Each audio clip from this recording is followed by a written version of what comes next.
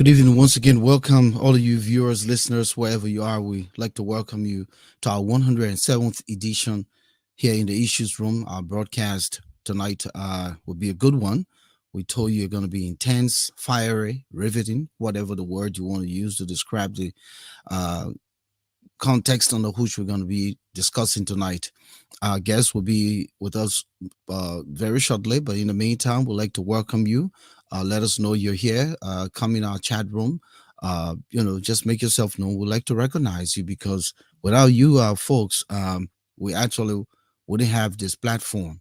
And the whole idea here is to discuss Liberia, discuss the diaspora, discuss the continent of Africa, those issues that trending. And when you think Liberia, every day there's something, and we say that all the time. And on behalf of all of you, I say welcome, welcome, welcome, wherever your time zone is. It's 7 p.m. here on the East Coast in the city of Philadelphia, where our main studio is. But Moses Sandy is in Newcastle. So let me join him from his end out there.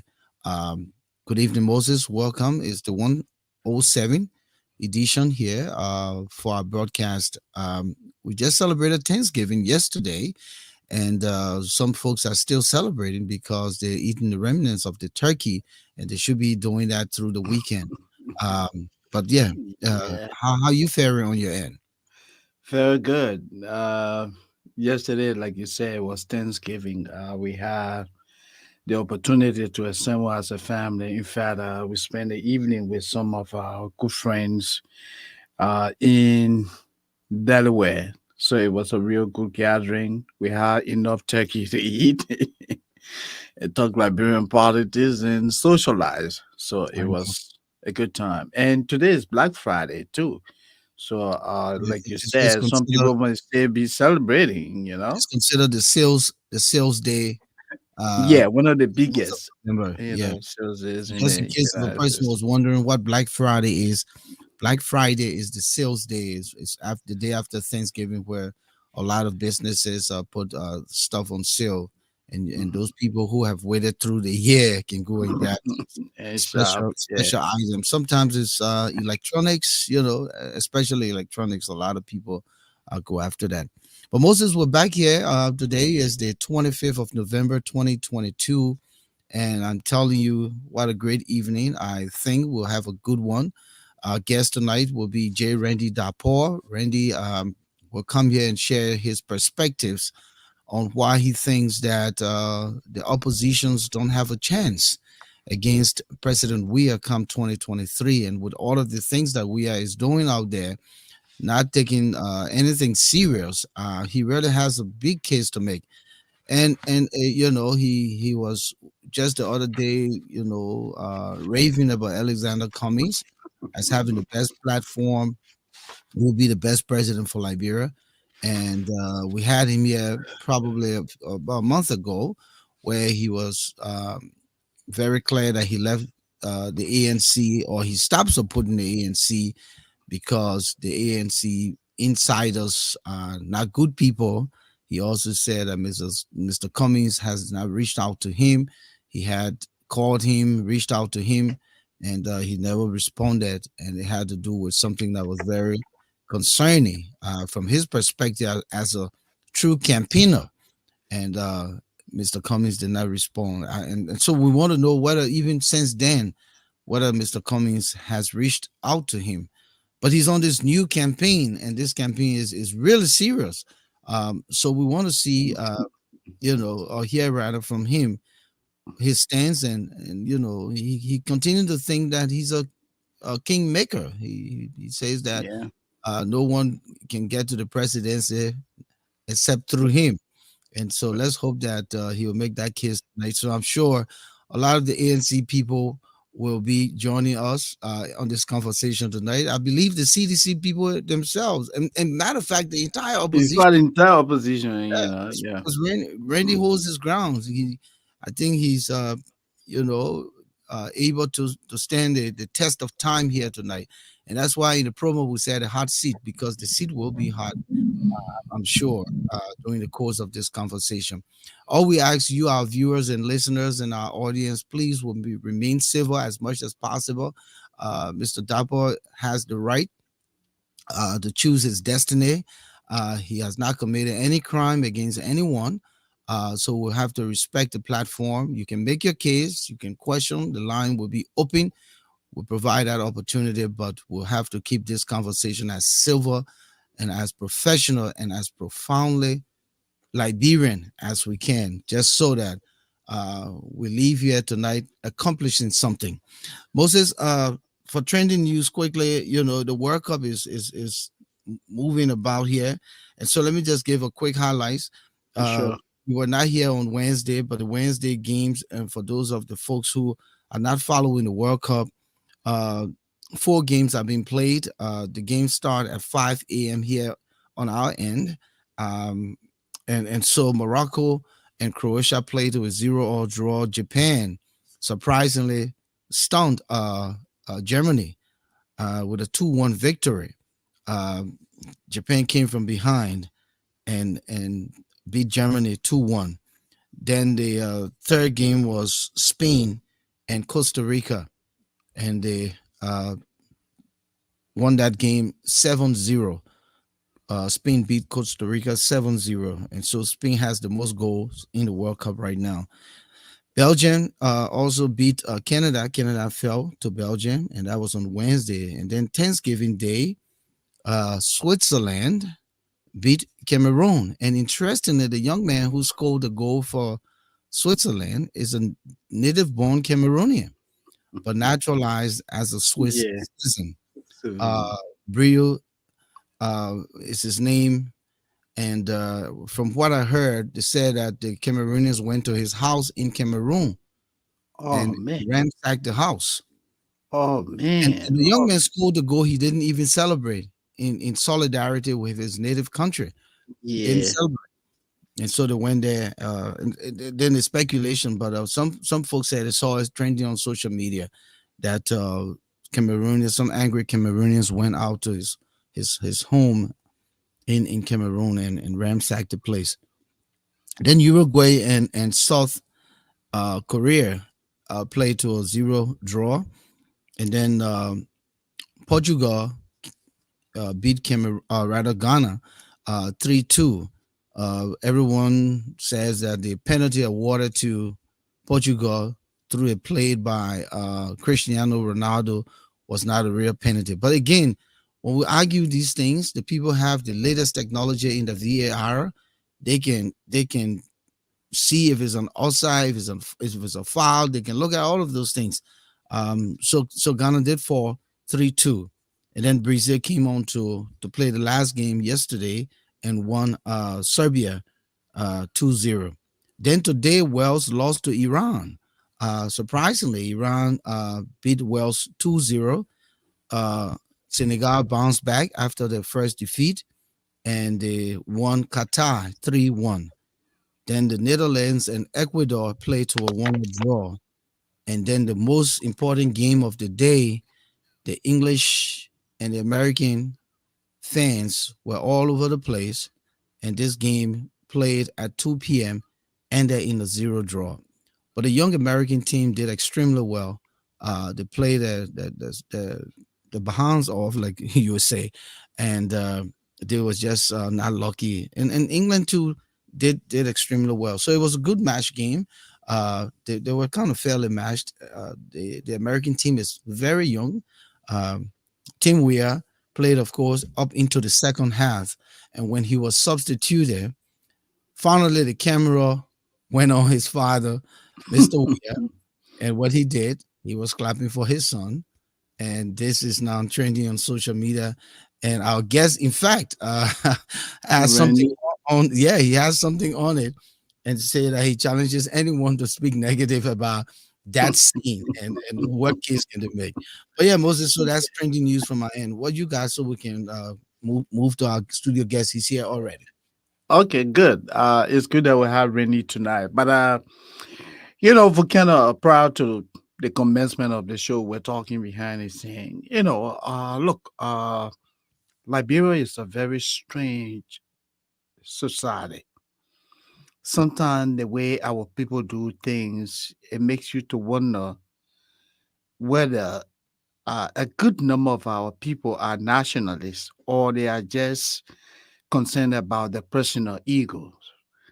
I'm saying this in reference to what is currently obtaining in Mahagibi County, where the former Minister of State for Presidential Affairs, Nathaniel McGill, is seeking a senatorial seat. He wants to contest in 2023, even though he and two others were sanctioned by the U.S. Treasury Department, and the U.S. ambassador has repeatedly told Liberians that Mr. McGill and the others are contaminated because of what they are accused of. Anyone who does business run the risks. That's the message that's continuously told by the U.S. ambassador, that anyone who does business with Mr. McGill and the others run the risk of also being sanctioned. And today I saw a video that emanated from Liberia. It was a group of religious leaders referring to themselves as representative of the Christian community in Margibi County. And in the group, uh, there were pastors, church leaders, bishops, and representations of various congregations in the county. These religious leaders came out to openly condemn six other religious leaders that came from the same county last week to say that they were not in support of Mr. McGill contesting the senatorial seat in the wake of what is happening with the U.S. sanction. And those people were hailed. They were hailed by many Liberians because I think what they did, that was what all Liberians should be speaking for a good Liberia. But today, this other religious leader came up to say, oh, well, they have come to distance themselves from the pronouncement. So they condemned the religious leader. And their argument is that everyone is a sinner. So Mr. McGill and the others should be given the opportunity to participate in the election count 2023. No one should condemn me. They stand with Mr. McGill. And Volcano, I was rather shocked and disappointed to hear people who you and I and many of us consider to be the conscience of society. How do you champion the cause of an individual who the U.S. has accused of engaging in acts that undermine Liberia's ability to thrive? Someone who literally engage in acts that undermine the economy of the country. Someone who the United States have said that, hey, if you do business with this man, you run the risk of also being punished in similar way. And you have quote unquote religious leaders coming together to say, we stand with this man. He should be given the opportunity to participate because this is just a mere allegation. But you and I know in Liberia, and that's, I'm not arguing that Mr. McGill and the others should not be given their deeds in court. But you know, since Mr. Weah ascendancy to the leadership of Liberia, whenever he constitute a committee for a probe, nothing comes from out of it. There are multiplicity of cases where Mr. Weah and his administration have never acted on anything. McGill will not face justice. He said he asked these individuals to resign forcefully, and they did. And he said a probe was going to what? Take effect. Since then, there has been no probe. And now you have a staying character, Nathaniel McGill, lobbying, working real hard, taking the very loot to bribe his way into the Liberian Senate. Volcano, Where's Liberia? Tell me, my brother. So that means even in a religious community, there's opposition Oh because you yeah, would they are think that the divided. folks will, Mhm. will be thinking in the same direction. But let me tell you this: this speaks about where our country is and how far and how much and how far it would take for it to get to somewhere of sanity. Liberia is in a place where it's unexplainable. And even the Americans themselves are wondering if we really mean business. So, I mean, the truth here is the Elections Commission, as I said in previous broadcast, has an obligation to the Liberian people to ensure that the acceptance of would-be candidates must have clean records. If you could take the seat of a senator who won his seat, who spent his money, who went through campaigning and won his seat in Browning Samukai, Yeah. and you took it back and you fraudulently awarded it to another person, a candidate who now you initiated on the day of election to be seditious, force the old man to join your Councillor Jala, and just so you have numbers in the house. That's the country we're talking about. So I remain obstinate that honestly the onus is on the National Elections Commission. While some folks will argue that it's Nathaniel McGill inalienable right as a Liberian to contest, but go now and take some of the hardened criminal from BDC and register them too. Let's do that. Take some of Yeah. the people you got already condemned because Nathaniel McGill was condemned. Put it that Of way. course. Of course. Even Nathaniel should be pressuring the government to To, show his yes. innocence. Yes. Take me To through the court. due process. Take me through the due process so that I can prove my innocence. Everything that the Americans have done, they are lying. They are paddling under the canopy of, uh, bribe and using your graft monies and the loot you said to drive your way back into governance because the Senate is a powerful place. We can't just have people with tainted character, somebody who continue to look up for themselves every deal. What type of committee would Mr. McGill serve on?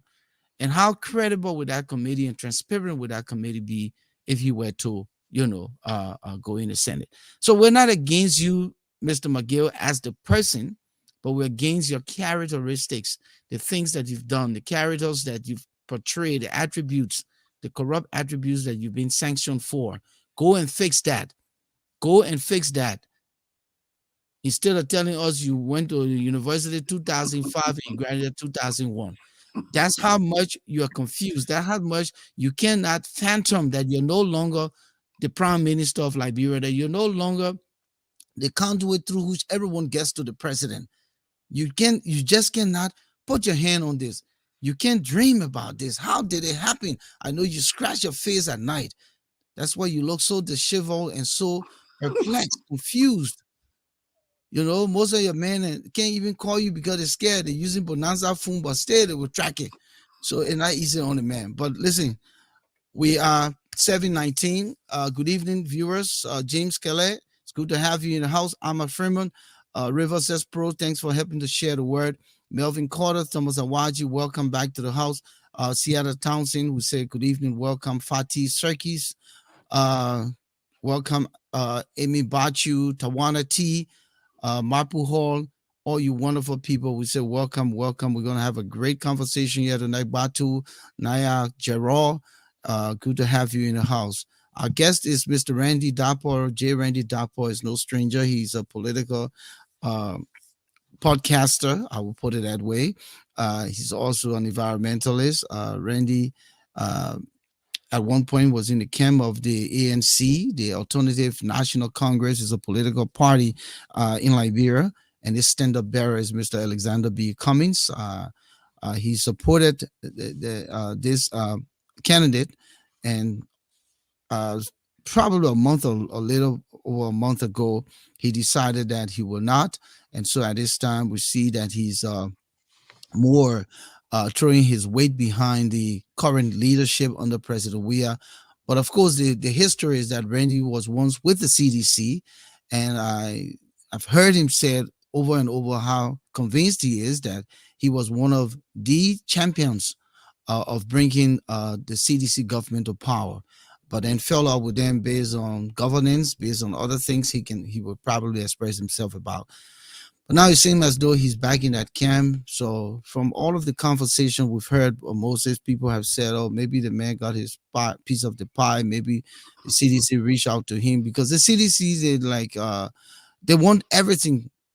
They want to be in power for the next 6 years. They will do anything." And so is Randy that gullible to take something from them? Well, he'll tell us here tonight. The people want to know. And why is he so convinced that the CDC will win the presidency come 2023? J. Randy Dapo, you are now welcome in studio, my brother. It's good to have you here. You're live. Welcome, Rennie. I know you're doing you continuing your research. Your mic is muted. Please unmute. Uh, Thanks for On mute, accepting the Rennie. invitation to come Yeah. back here tonight. It speaks volume of your character. It speaks volume of how much you're ready to take on this conversation. Because of course, you said to me behind the scene and on the scene that it's all about a better Liberia. And so we're here to discuss a better Liberia tonight. But of course, some of the other things will have to come out. So welcome. Yeah, so thank you for having me here again, and Brother Moses. Thank you also for having me here on the post Thanksgiving Day of Yeah. 2022. It's always a pleasure to be here to discuss national issue relevant to our country. So it's always a pleasure. Thank you guys so much. Welcome, Rennie. It's a pleasure to always have you in the issues room. You're being this business. Sometimes I watch you. See you doing a lot of work out there, educating our people. I think you are doing a commendable job. So, on behalf of the issues room team, I want to welcome you to this discussion. I know there are many people out there who really want to hear from you. Some people who admire your work. Some people are a little bit confused because they say Randy is unstable. So tonight is the opportunity for you to really, tell these people who Randy is and what he stands for. So, having said that, let's begin this discussion. Randy, for our many viewers out there, talk to our people a bit about who is J. Randy Dapoor.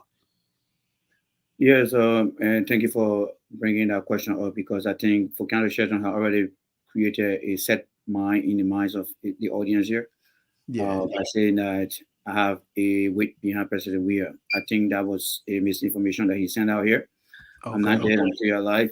So if I'm saying for a better Liberia, I did not quantify that to say better Liberia based on Mr. Weir. I said I am for a better Liberia. But when I heard him in the back saying that, oh, I believe Jay Reddy had put his weight behind George Weir, you are giving reason to the opposition here to have that fixed mind. You already told them say 2 plus 2 equals 4. You're not going to change their mind for that. And that's something that is very critical to the kind of loose, low analytical uh, people that we have out there, especially in the opposition, because they're quick to glue to things. I think give them a white paper, give them the pen, let me do the painting so that they can see it. Because for Canada, these people come here just to make sure that their false narrative, their false assumption is given some weight. But you know what? The good thing here is I'm here to provide a counter. I am not supporting Mr. Weir. All right. I am for a better Liberia. With that being said, I'd like to say this. My name is Jay Rainey. I'm not different from any Liberians. The only difference here is I came from a very poor background. Yes, I came from a very poor background. And time over time, I continue to tell people where I live. There are evidence all over the place where I live. Growing up, I always had a perception of myself as to why people come to America and go back and don't change this country. I'm just an individual. But with the commitment I made to go, I was like, you know what? When I go to America, I would like to see why is it that people who learn from that country come back here and don't change things? And When I came in and got done with my school, started to work professionally, I acquired a lot of skills. And then by 2010, I decided to take a deeper dive into Liberian politics, understanding the mindset, understanding the interest, the characteristic. And the next thing I started to measure all those things against is, does it contain equity for all Liberians? Does it measure against equality for all Liberians? Is it transparent? And it is determined that most of the people who leave from here, 9 out of 10 of them are in their own personal interest. And because of that, that's one of the reasons why the country has not been able to make progress. They have not been able to introduce Liberia centric. The centricity of Liberia means today we see Joe, we are son on the field. I can dare anybody here, unless you are going to hell, that you will not do what Joe we are did today. If that was any Liberian child up there, they would be doing the same thing. But you know what? When it comes to opposition, that honesty is not there. And that's one of the reasons why I see the equality among us. It's not only about politics, it's about pure jealousy. Next year, around this time, next year by May to June, you will resist the pictures that will be posting out there. Everyone will be posting their child, son, daughter picture, graduate from college. They don't see nothing wrong with that because it's their own personal interest. So when you take the president or the presidency and start to say, look, he's a human being, irrespective of what he's doing, let's forget what he and his son and deal with the issue. No, they try to politicize that. And, try to politicize that. I saw a post who said, oh, Joe, we have some physique. Joe, we have some this. So now, if your son is on that picture there, Volcano, Moses, and somebody came out and said something like that, what does that have to do with politics? You see, our illiteracy is not only based on our country's inability to put an expiration date to illiteracy, but we continue to strive to bring in other indicators, including politics, that is placed everything on democracy, where we must be able to have some level of literacy when it comes to democracy. We're not doing those things. So when I started with Liberian politics, I started in 2010. And during 2010, it was just within a few years to end administration. And I had the opportunity to get on the radio. At that time, there was no Facebook Live. I think I told the story well, but for the purpose of your question, I have to restate it. Yeah. When I got into understanding, what I wanted to understand is, what is the mindset of the politician? What are they looking for? What do they have in their mind? Where do they want to see Liberia in the next 10 years? What are the tools that they are going to put in place? What landmark are they going to set? What are the challenges they are going to set? When I realized that, after spending all the years, it came to a point where I believe that our politicians, whether in the government or in opposition, they are only in it for themselves. There hasn't been no institution that has existed after their popularity. Two-way party been dead, NDPL been dead, NPP been dead, Unity Party is on less support. We don't know what happened to CDC if Mr. Weah is done with 12 years or 6 years. So it just goes to show that what I observe are most of the politicians are into business. Wherever the new queen of the bee is, where they go, and you find political party changing from one place to another. So over the past 12 years, I have realized that the politics in the country is not in the interest of Liberian people. And the way I did that, I engaged the CDC government, I engaged the ANC government with specific indicator as I engaged them. I may not tell them about the indicator, but after I had done my internal and external assessment of the individual parties, their leaders, and their supporter mindset, is when I come out here now and say, you know what, I believe that in a long way, only by 2065, we'll start to see better Liberia. It may be very strange to you guys, but we all got to die before Liberia becomes a better country because of our mindset. I'm sorry to be very straight on it is. But the younger generation will start. You see, God at Tim Weah, God at Alfonso, these kids don't have no rivalry between themselves. But the old school people are trying to infiltrate that mindset. But when they got on the field, they don't think, oh, I belong to your father, this. No. Until we start to grow that population of people, I'm projecting that Liberia will become a better country by 2065 because the personal interests have been surged. It's like a slush in the society, and it will just take a matter of time that will be out of that range. And so Randy, Thank you, Randy. Let me come in quick because we had this connectivity problem when you said that I have accused you of supporting George Weah. But let's come back to the fact here. We have two groups in Liberia, the opposition and the ruling party. Correct. If Randy is telling the world that the opposition is not going to be, uh, uh, uh, they're not going to win the presidency come 2023, and it's George Weah who's going to be the president. Uh, what that means? Are you supporting Weah as a political pundit who has a platform and making the case, or are you supporting Weah because you're part of the sedition?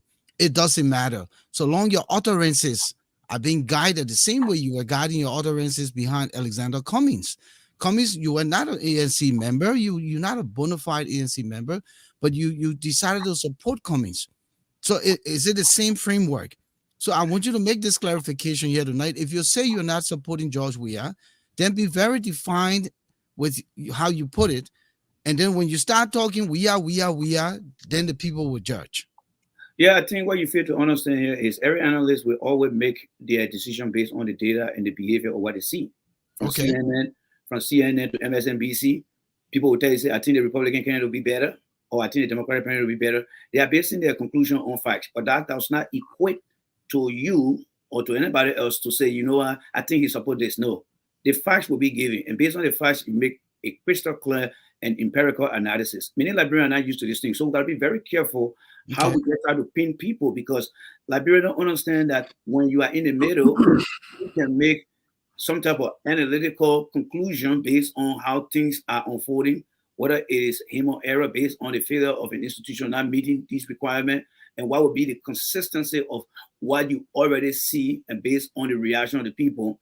That does not mean that, oh, Jay Randy. So we got to educate our people. And don't be fooled, Brother Volcano and Brother Moses. Most of the people in this country here are politically illiterate. And you know, some of them may be very schooled in their own era, but when it comes to politics, most people tend to enforce their feelings when it comes to Liberian politics rather than looking at the constitutionality and the process of how we do things here. So we got to be very careful of our people here. So So we then can't. just clear the air then. Clear the air. What is your stance right now? Moses, I let me already finish. said this over Okay. and over. You said I'm for a better Liberia. If Volcano Shadow is my friend today, he does something wrong tomorrow, I will criticize you because for a better Liberia. If Moses says something bad today and tomorrow he says something good, I will praise him. Why? Because I'm looking at the characteristic that Moses is presenting in there that would be at least 95% acceptable for the society. So Yesterday, then we are all you ate work. so then are you saying that the characteristics that George Weah has portrayed over the last 5 going to 6 years and will continue into another 12 years had he won, or if he were to win the presidency, are you seeing those are the empirical data or evidence rather that showing to you that the CDC government can take the win come 2023? Well, in The part of your president question, leaves the country for all this time well, and in, gone on his own private spree. I'm just make your point, please. well, in part of your, I mean, in part of your question, in all fairness to you, your question is like a one-way being that gets tossed the other being up. I think what you should have further said in regards to that is now that you believe that we are could be president for the last or for the next 6 more years. What are you No, I basing your don't believe that. I don't believe that. okay? I'm only Okay, assuming that if okay. that So were the No, that's what I'm case, saying. no, That's what I'm no, saying. Volcano. I think what Rennie, not to cut you off, I think what Rennie is saying, he said a question from you to him would have been that Randy, based on what you're saying, that we are is this, that he stands a better chance. Why do you think so? That he wants your argument, I mean your question to be predicated on the position he has taken, That's but very not to crystal clear. imply that he is Very a crystal member clear. of the CDC. Very crystal clear. but we've crossed that part. We've crossed that No, part. no, no, Randy, no, no, Randy, I'm no, coming. no. I Let never me go just out here, man. Tell you that. yeah, I'm coming quick. We crossed that part. He made it very succinct here that he's no longer a sedition. But what he's doing is he's doing it for a better Liberia. Yeah, However, my question to him, based on what he said, is that he looks at the character of Moses Sandy to determine that Moses Sandy is displaying what is based on his expectation.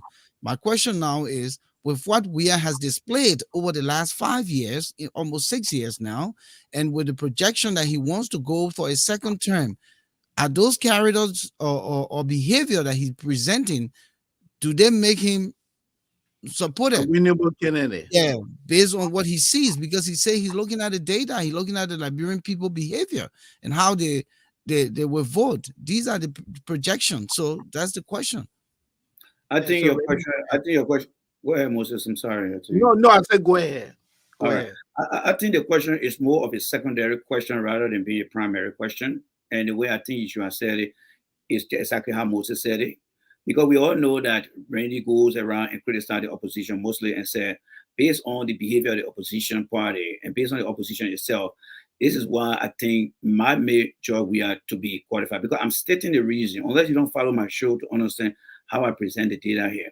But there are things that the opposition are doing that is giving anyone who really understands Liberian politics can make up their mind. Even when you go out there and do a wild card canvas, people they say the opposition need to come together.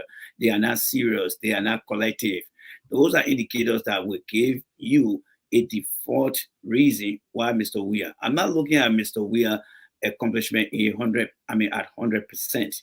What I'm looking at here is how much.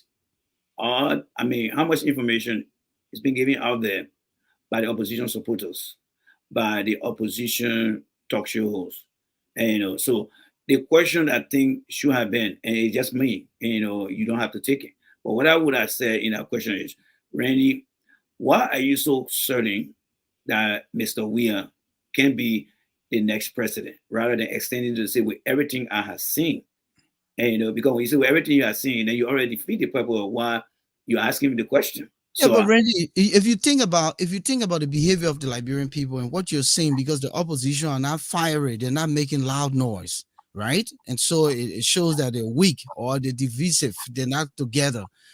But we're still days and months and a year away from the elections. And the Liberian people, the same people are saying that we're tired with this we are man. Then there are other people who say we'll put we are back. So there's a mixture of how people perceive the process. and that's why your question should be start with why do you believe that we are will be better or re-elected than the opposition? That And way you that's what can that's what I want you to make the case. no, So but what you did was you said since with you everything we are you since said with you everything framework, we are is doing, you said with everything we are is yeah, doing, and yeah. and Do you you said with think he's everything, re-electable? Then make the case. well, that's what I'm saying. I'm not here to force you to rewrite the question the way I think it should be asked, but I think Okay, you make the case, know, Randy. That's what I'm it, saying, Randy. it, Make Make a the it, case. case. I Is Yes. he mean, re-electable? there's no case here. The reason here, I don't see it as a case. I see it as a reason. The reason Okay. here is the opposition is not organized. All right, you guys were talking about, and people living with character. All right, you see, political parties are institutions that are, and it's an institution that is established based on the ideas of a particular person or a group of people. And in order to get the people on your side, you have to first of all, create your vision as to what you want to see Liberia to be. Now, if you create that vision, you may have your mission statement, you may have your tax to carry out the different, activities. But one thing that is missing from our political institution and even our governmental and some, local public, private institution is the core value. Core value is something that we should use that look at our behavior collectively. The core value is a central core of running an institution. It is not based on law. It is not based on regulation. It is not based on policy. It is based on our behavior as human beings. You mentioned about Nathaniel McGill. You mentioned about Bill Twawe. You mentioned about uh, Serena Cephas. These guys were sanctioned a few months ago by the U.S. State Department, right? Right. Opposition took that as a victory. Under pressure, we are asked this guy to resign, and he did, or they got fired. But the bottom line, he did. Now, prior to that, the Unity Party got Vani Shemo and other people. The question here is why it is true that the United States does not run the law of our country, why it is true that the United States cannot interfere in our way of doing things. When Matt McCarthy is speaking to the Liberian people, he's looking at it on an ethical basis. We don't have control over it, but we believe that got behavior internationally does not worry us here. Why it is true that you guys are a sovereign country. I know you got organization, you got your vision, you got your mission statement, you got your tax, but what you guys had done for on core value that gave rise to ethics. Not a single, whether it is Mr. Cummings, whether it is Mr. Boycott, not a single talk show that would say, you know what, Fanny Sherman and others have been in the same situation. And I think we need to get rid of that. In this country here, there are many lawmakers, including Anthony Weiner, who exposed himself, including Senator Lieberman, that did not align with some of the value of whether it's Republican or Democrat, but the party spoke on the issue of ethics and they let these people go. So, in the eyes of ethics, it doesn't apply to the opposition. And in some instances, the government doesn't see it necessary as well. But if you want to be the change, where is the core value? So if you have Gardner McGill leaving power, Bill Travel leaving power, Sabrina Silva leaving power, but Unity Party member like Fanny Sherman is still in there, and nobody has been vocal about it. These are some of the reasons why I feel that Mr. Weir stand a better chance depending on how they campaign. Because if you look at the same institution for the United States, they put the guys out there. They resign. Really? Because Really? hold on. Okay. The president, the Solicitor General, McGill, and Bill Trout, they report to the president. So when the pressure came, the president took an honest decision. What about the party core value? What about the opposition member who are in the Senate or legislative, or in the representative? What are they saying about Fanny Sherman as well? We see this thing happening in America here, right? Yeah. So what is so different? Tell me. I can back to you guys. Yeah, let me just make a comment on that. I did listen to Senator Adela, and there have been other opposition politicians who have also spoken about the situation regarding Fanny Sherman and Prince Johnson, who are also unsanctioned for unethical behavior. I absolutely agree with you, and these opposition members also agree with you that Fanny Sherman, who is unsanctioned on the allegation of engaging in acts that undermine the Liberian judiciary, it is just preposterous to having as chair of the Senate Standing Committee on Judiciary. And these people, what I have heard them say, that for the fact that the senator is currently in the Senate, what the people are going to keep on calling now. This is where the corner comes in. So America cannot go and tell Fanny Sherman, so you have to leave today, because even the very Senate, the very Senate cannot say you can leave today. The Senate doesn't have that power. Citizens who put him. Now you answer my question now. And you see the dishonesty. Now you answer my question. You see the dishonesty of the opposition. But what is it? So, no, but Randy, let me just complete my thoughts. Let me come in quickly. You just said a very important point. You see, democracy is divided into so many responsibility and accountability. The folk estate that include the media and the people itself, their role is to participate Absolutely. Into the democratic process of asking questions, understanding reason. Their right to know is their right to understand. Do you think if all the talk show holders support the Unity Party, the ANC, will actually come here and say, you know what Fanny Sherman did? We don't have the power. But you guys over there got the power. And embodying the people with knowledge. Do you know what we would have done? You will be educating the people. But they chose not to do those things. They chose not to do this because it is, you see, they want to preach presidential politics. And presidential politics means they just focus on George Weah. George Weah is this, George Weah is that. And when George Weah takes action, they don't go after these things. The situation with Nathaniel McGill and the others, that has nothing to do with George Weah. It's ethics. I know indirectly. This is ethics. Ethics. Ethics. The right thing must be done. The right thing must be done. Because the UN ambassador is speaking in the context of ethics. Ethics. He cannot impose any law. He cannot impose any regulation. He's just speaking in the context of ethics. Absolutely. Yes, so Randy, we got that. Let me just complete ethics now, Mr. Weah. Let me be honest, and this weapon that thing that was already with Weah, but I don't care. Randy, right? Let me complete my thoughts. Mr. Weah has already taken a bold decision to have the guys to leave because of the ethical issue around their behavior. Now the question is, these guys who are in opposition, what have they done so far? So Nothing. Randy, Yes. before I even go further with what I was saying, this is where again Mr. Weir has demonstrated to the world that he's not a leader. No, I differ with you. So Let let me him make complete his my case. thoughts, Randy. Let him Let make me his complete case. my thoughts. What I'm Okay. saying here, Mr. Weir has demonstrated, let me reiterate that. Mm. Mr. Weir has demonstrated to the world that he's not a leader. He's not a leader because when he asked Nathaniel McGill, Serena Seaforth, and the others to resign, he declared globally that a probe would have been instituted into this matter.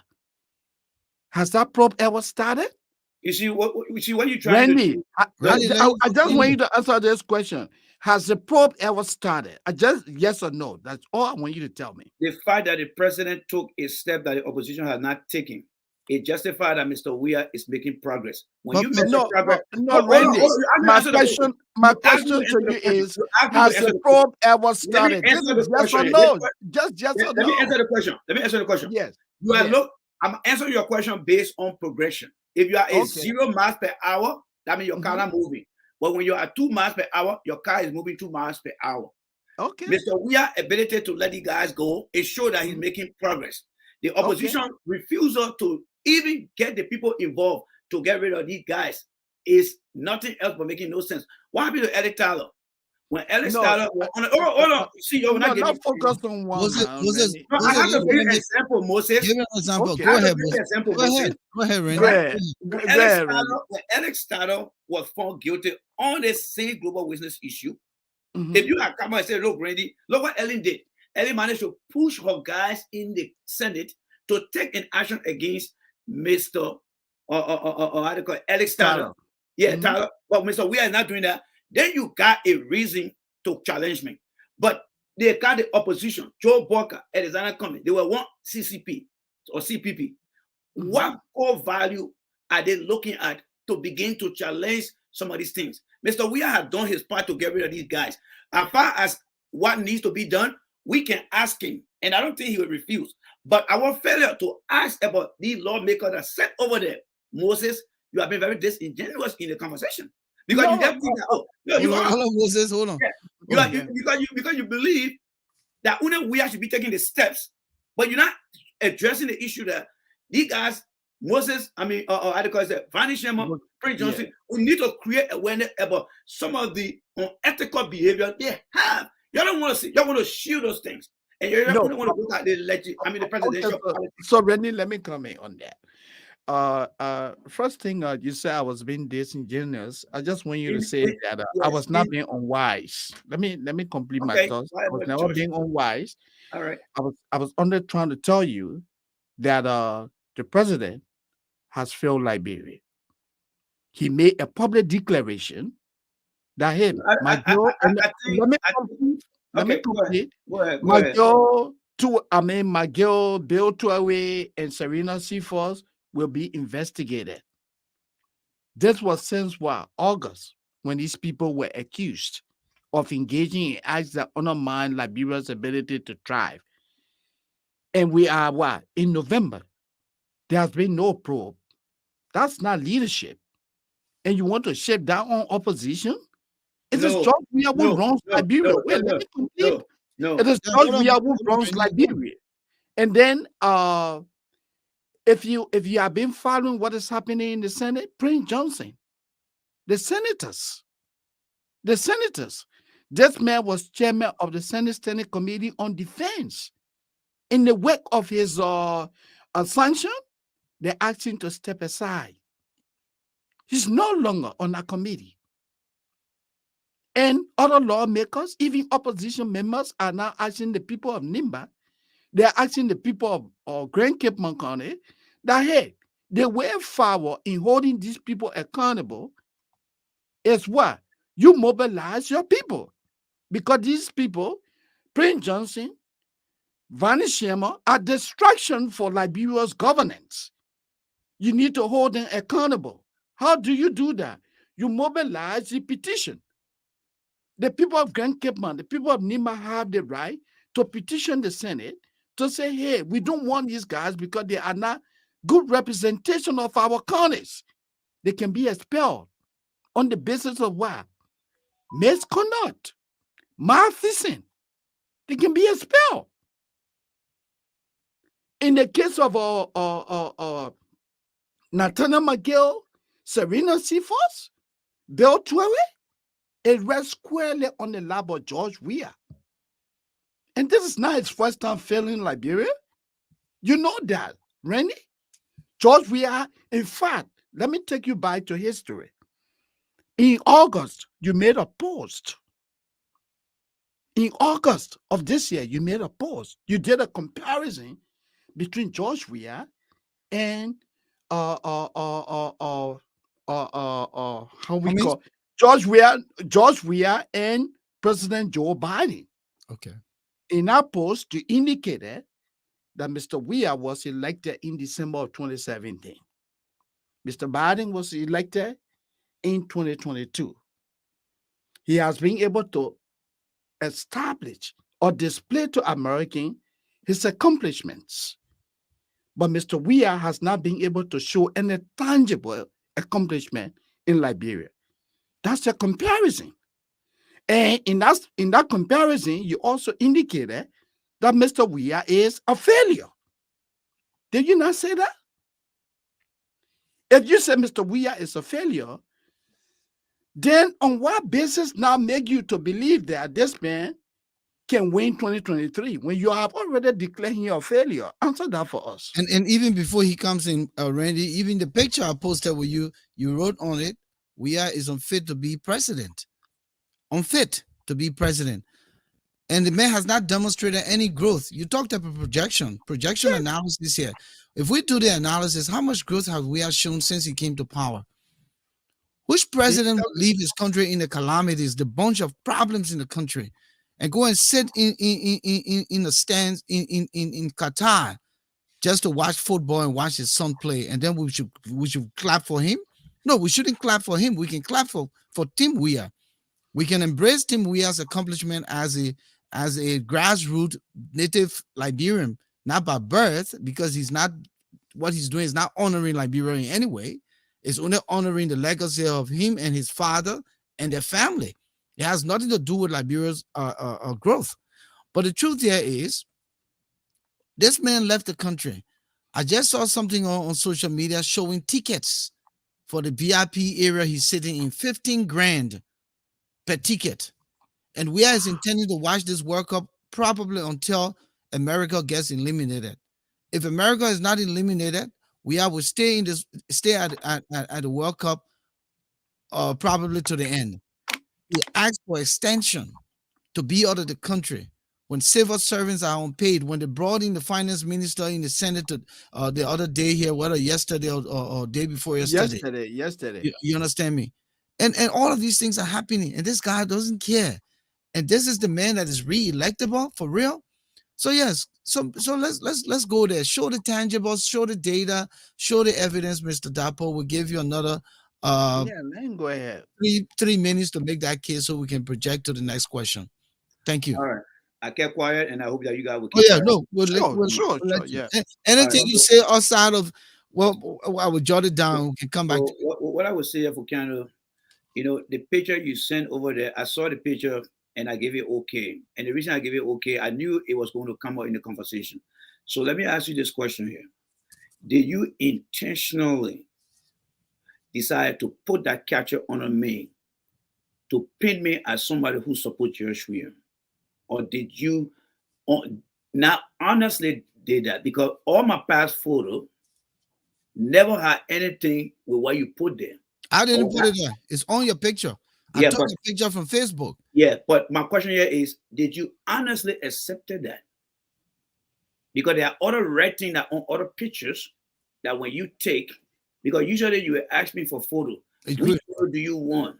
But this time around, you decided to make a choice.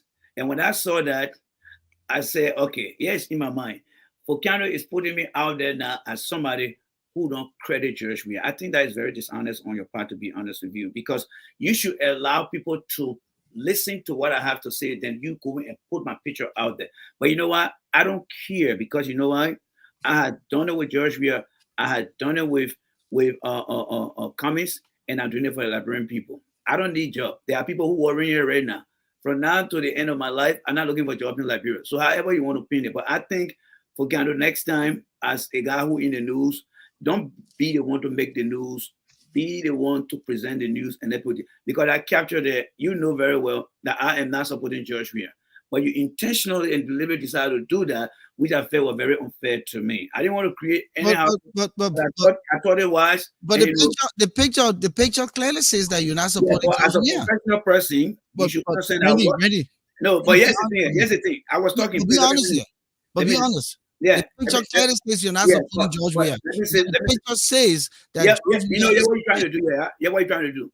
Somebody who's a convict, he's not a convict anymore, but you still want to take that and the profile picture and put it out there.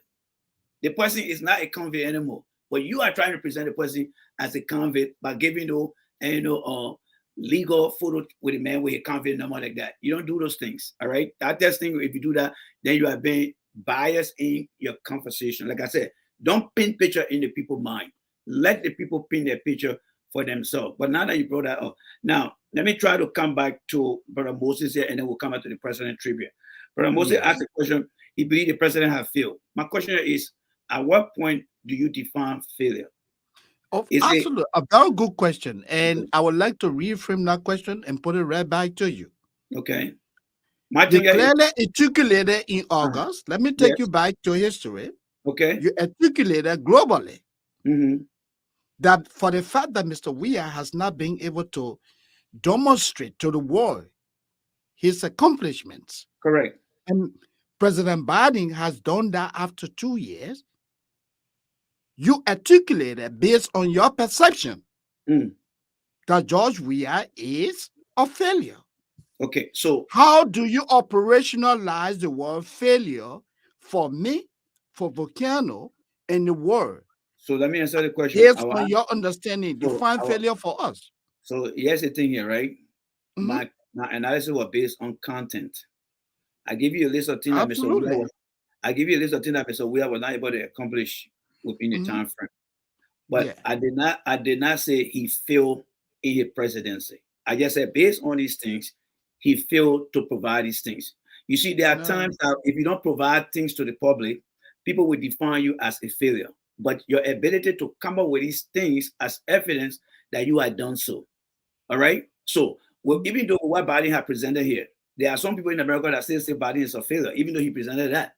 If I say Mr. Mhm. Weah had not been able to provide a deliverable and give you a thing that Mr. Biden has done and Mr. Weah has not done, I'm simply telling you that no matter what you has done, Mr. Weah, if you don't provide these things, I see you as a failure.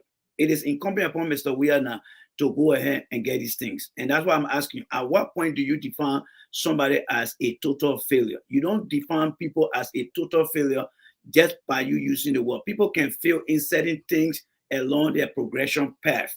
There are times that when Um, you get a progress report, you don't make progress, you fall short, but you got to keep going. So when I say, Mr. Weah, Biden have been there for 2 years, you've been there for this year, where is your data? It's incumbent upon Mr. Weah to come up, but I can't say Mr. Weah is a total failure. The only time I would say Mr. Weah is a failure, if he turns come to an end and he leave office, that when I can say mhm. Mr. Weah has been a total failure, not that Mr. Weah is a failure now. Now, let me make progress here, right?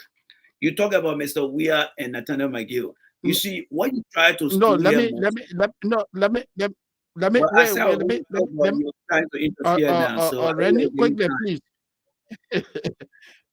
Quick, please, Rennie, let me just say something here. I did not modify the word failure, and you did not either. You compare a period. One was elected 2017, one was elected 2020. And you say the man who was elected 2020, after 2 years of leadership, he has proven to America or Americans what he was able to accomplish over those, over the 2 years. And you said George Weah, 2017, up to 20, up to now, you have not been able to demonstrate any accomplishment. On that basis, you, Randy, you declare that George Weah is a failure. It's a failure. A question you be No, asking now. yeah, no, Hold on, you hold on, know, it hold was on, not a hold on. question. You were very definitive. Hold You on. said Yes, George but, Weah but is a failure. I just told you that Yeah, based on the two comparison, I saw that yeah, as a failure. Now, Mr. Weir turn has not ended yet. So even in your lay mind, your intellectual mind, there will yeah. be nobody that will tell you, say, oh, Mr. Weir is a total failure. Mr. Weir can be a failure in his progress path.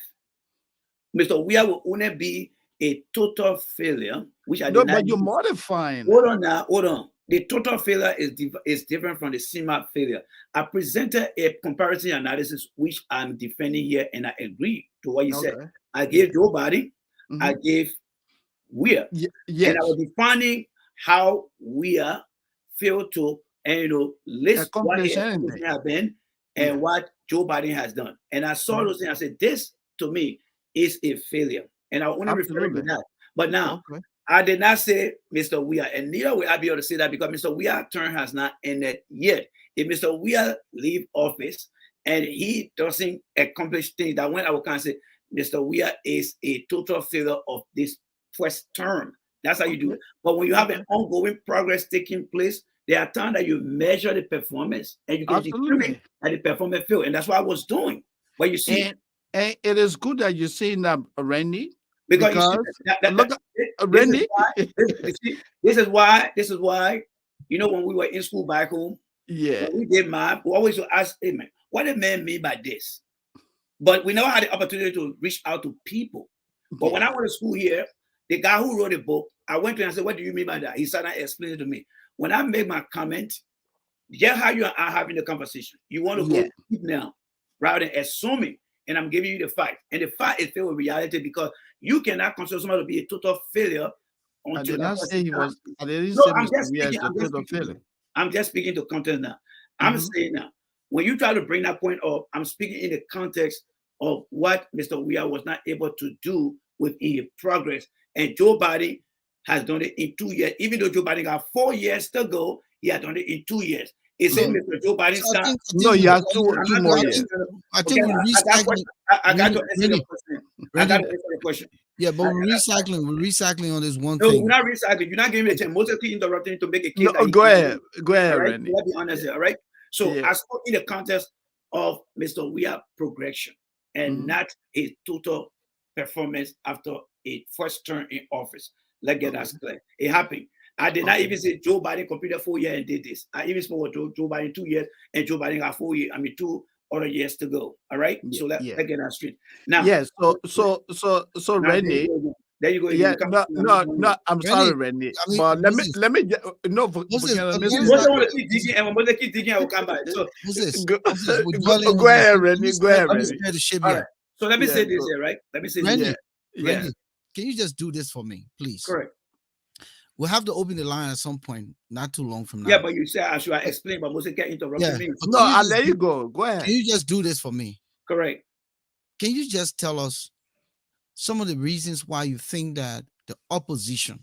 I think that would fairly answer the question here. No, but you Why have the said some opposition things. are You have coming said on? some things. You have Yeah, said some things that I have my legal right to respond to. okay, you're Because responding. remember, you're dealing with people on here Okay, that go are ahead. very Go ahead.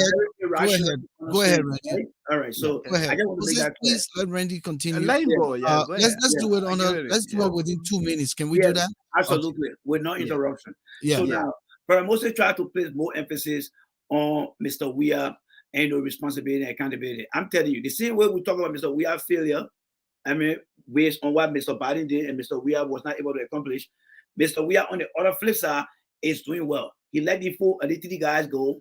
Librarians are calling for the second phase of the process to establish a prosecutory code.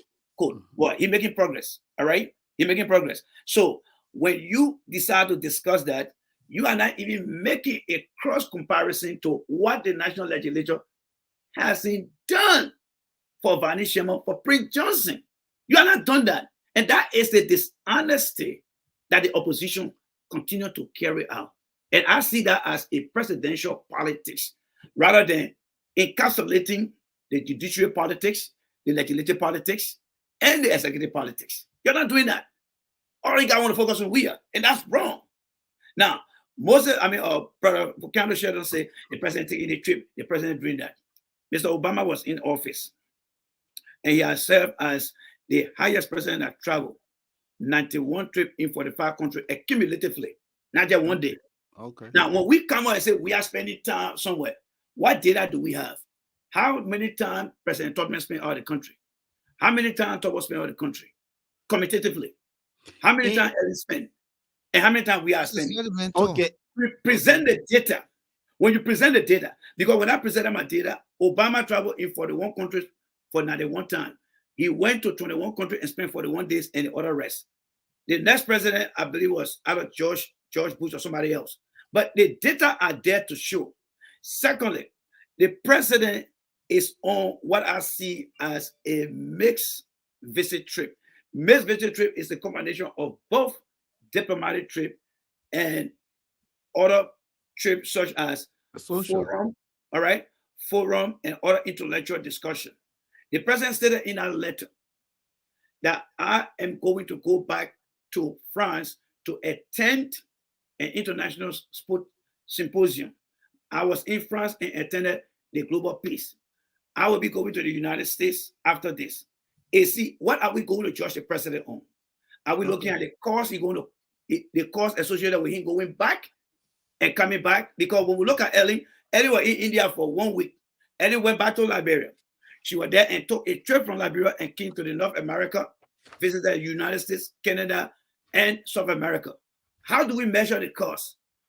Opposition are not bringing the data out here because they want to preach executive politics, and that is the dishonesty. That is the dishonesty. If you ever ask me why I think John Weah will win, because Weah is giving evidence of why he's staying up there. Those who against what Weah is saying, they're not coming up with the data to convince the people so that they can make an informed decision and say, look, Eddie did this is how much time Eddie spent. We are doing this, Taylor did this, Thomas did this, Doe did this. See how much time. Give the people the evidence and let them decide. But so no, Randy, we are this, we are that, we are this. Have to say something. It's honestly. So you want me coming? Let me ask you that question. Let me ask you that question. So all the opposition are making, all they know that we are spent, because we are going to spend only 48 days. Where is the data that show that we are is the president up to the president that has spent more time out of the country? Moses, you want to talk about cost. The finance minister has not even disclosed the cost. But there's the fire. Do you know whether the cost was already part of the fiscal budget? You're not part of those things. Randy, and Volcano. The president knew that this year will be the World Cup. Do we know for a fact that it was part of his budget? Do we even know that the president had taken vacation? Randy, we don't know all these things. So we just assuming. But it's not a matter of assumption. No, the assumption should be assumption. It should be asking questions. The opposition have right to ask the president. The Liberian people should not beg for us coming. Educate the Liberian people. They should not beg.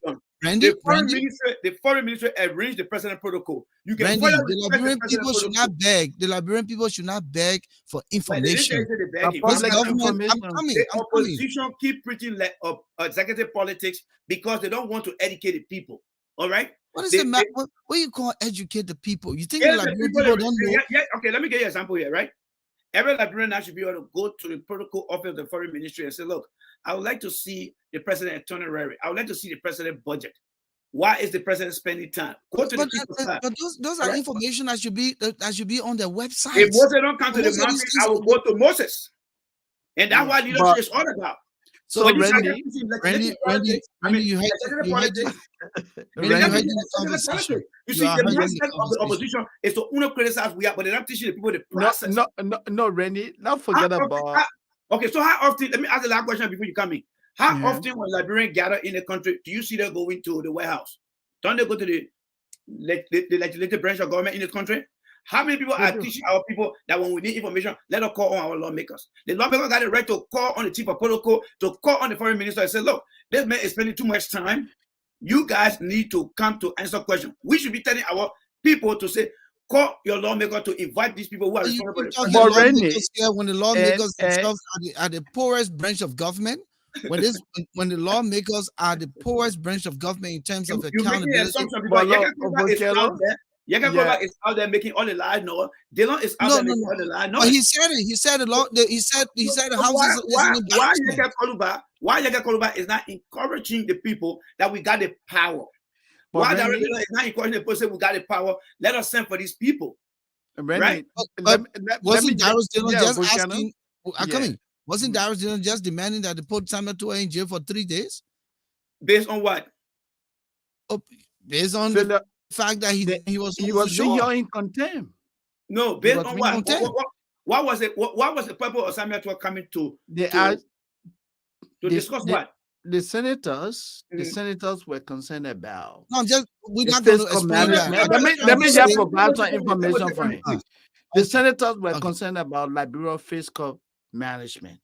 Okay. They were concerned about the president's trip abroad, Mm-hmm. the county development fund, Mm-hmm. how you call the money that comes from land rental, all these Yeah. construction companies, they provide funding to these various counties, right? They Mm-hmm. wanted accountability. The Okay. payment of civil servants. Yeah. And every time they sent for this for the Minister of Finance, Mm-hmm. he was giving multiplicity of excuses. Okay. And the Senate has the authority Mm-hmm. to hold any public official in contempt Good. if the action of that official Mm-hmm. interferes with the work of the Senate or even the Supreme Court. Mm-hmm. They have that constitutional authority. Do you You know know, that senators? Do you know that the legislature has not taken pay for over 2 months? well, I don't The know that. gas slips, Well, gas slips here's the thing here, right? have Here's the not thing. been provided. So let Here's me the thing come here. back. Let me just come back quickly Okay. to make it a little bit faster. Let me come back to some of the things you were saying. Mm-hmm. You You want to go back? said that You want to go back the to the whole thing again? the Okay. You go back to the opposition whole is thing. not. Volcano, take care of it because when you go back to the whole thing, I don't want to make my case. So Because Randy, Moses so said not Randy, going forward. He wanted to keep going in circle. So so go back. Randy, Mm. you said Mr. Weir trip abroad, the opposition has not done well to gather the information. Do they know whether it was allocated for in the budget or not? Then Randy, that's why you need to yes, ask questions. yeah. That's So why you need to Randy, ask questions. yeah, I told you about the participatory yeah, process of the fourth estate, right? yeah, The yeah. participatory process of So the fourth Randy, estate in our democracy, a call for every Liberian media I, institution to investigate. yeah. So So we Randy, asking the question. so They are not Randy, investigating. Yes. let me take you back into recent history. I'm sure you follow the contemporary happenings in Liberia. Do you Sure. know that the Minister of Finance was at the legislature when the lawmakers asking how much was being invested into the trip, and he could not tell the lawmakers? Was he on an oath? Do you remember that? Was he on an oath? I Let remember that, but on was he the on an oath? off.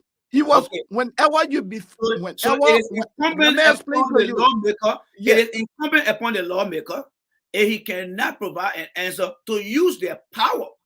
Because if he's on an oath, anything he says will be used against He him. was on and off whenever a public official appears before the Senate or the Supreme Court, you are on an oath. The Yes. minister, the oath told you. Yes. So what were the And then conclusions for the and the what were the senators, conclusions for the yeah. Senate? So let me What were the complete my conclusions? thoughts. The senator asked the Minister of Finance, Which Mr. senator? Minister, Which senator? Do you remember the name of the senator? and said the senators. Okay. I'm speaking collectively. But there are some of them who are very major because most Okay, of them yeah, are yeah. Let's okay, get let's discuss to it in the our meat of the context. discussion. No, yeah. Yeah. The senator asked the Minister of Finance, can you tell us how much the trip abroad will cost the people of Liberia? Okay. The Minister of Finance failed. He was more fixated on what Liberia stands to accrue as a result of the president being abroad. Yeah, but you And see, they constantly told him no. And like He you, even said the Randy. same thing on Spoon when he appeared on Spoon. When he appeared on Spoon, it was the same thing. Randy, if okay. you and I, we are in this country here, right? If we decide to buy, say, a plate of rice for $10, first thing that comes to mind, what do we stand to benefit? Why do I have to spend $10 to buy a plate of rice? Yes, I buy a plate of rice for $10 because I know that I need to eat. If I don't eat, that's going to affect my health. Yeah, but you see, bro, That's Moses, the benefit. let me come in here small, right? Yes. It just go to show that most of the opposition lawmakers are good for nothing people. They don't know how to act. I don't want to make wild But claims then- here tonight. So Yeah. what will you say? So then what will you say about the ruling party lawmakers? Yeah. Give me the opportunity. Let me explain myself now. But Mhm. Right. what will you say about the Give me ruling the party opportunity. lawmakers? Give me the opportunity. Let me explain myself. Yeah. You mentioned about the senator asking the question. Yeah. To And mention the man failed to answer okay, if any the of man them. failed to file the question, what you think should have been the next step in that process that the national legislature are taking? Hold in contempt. Thank you.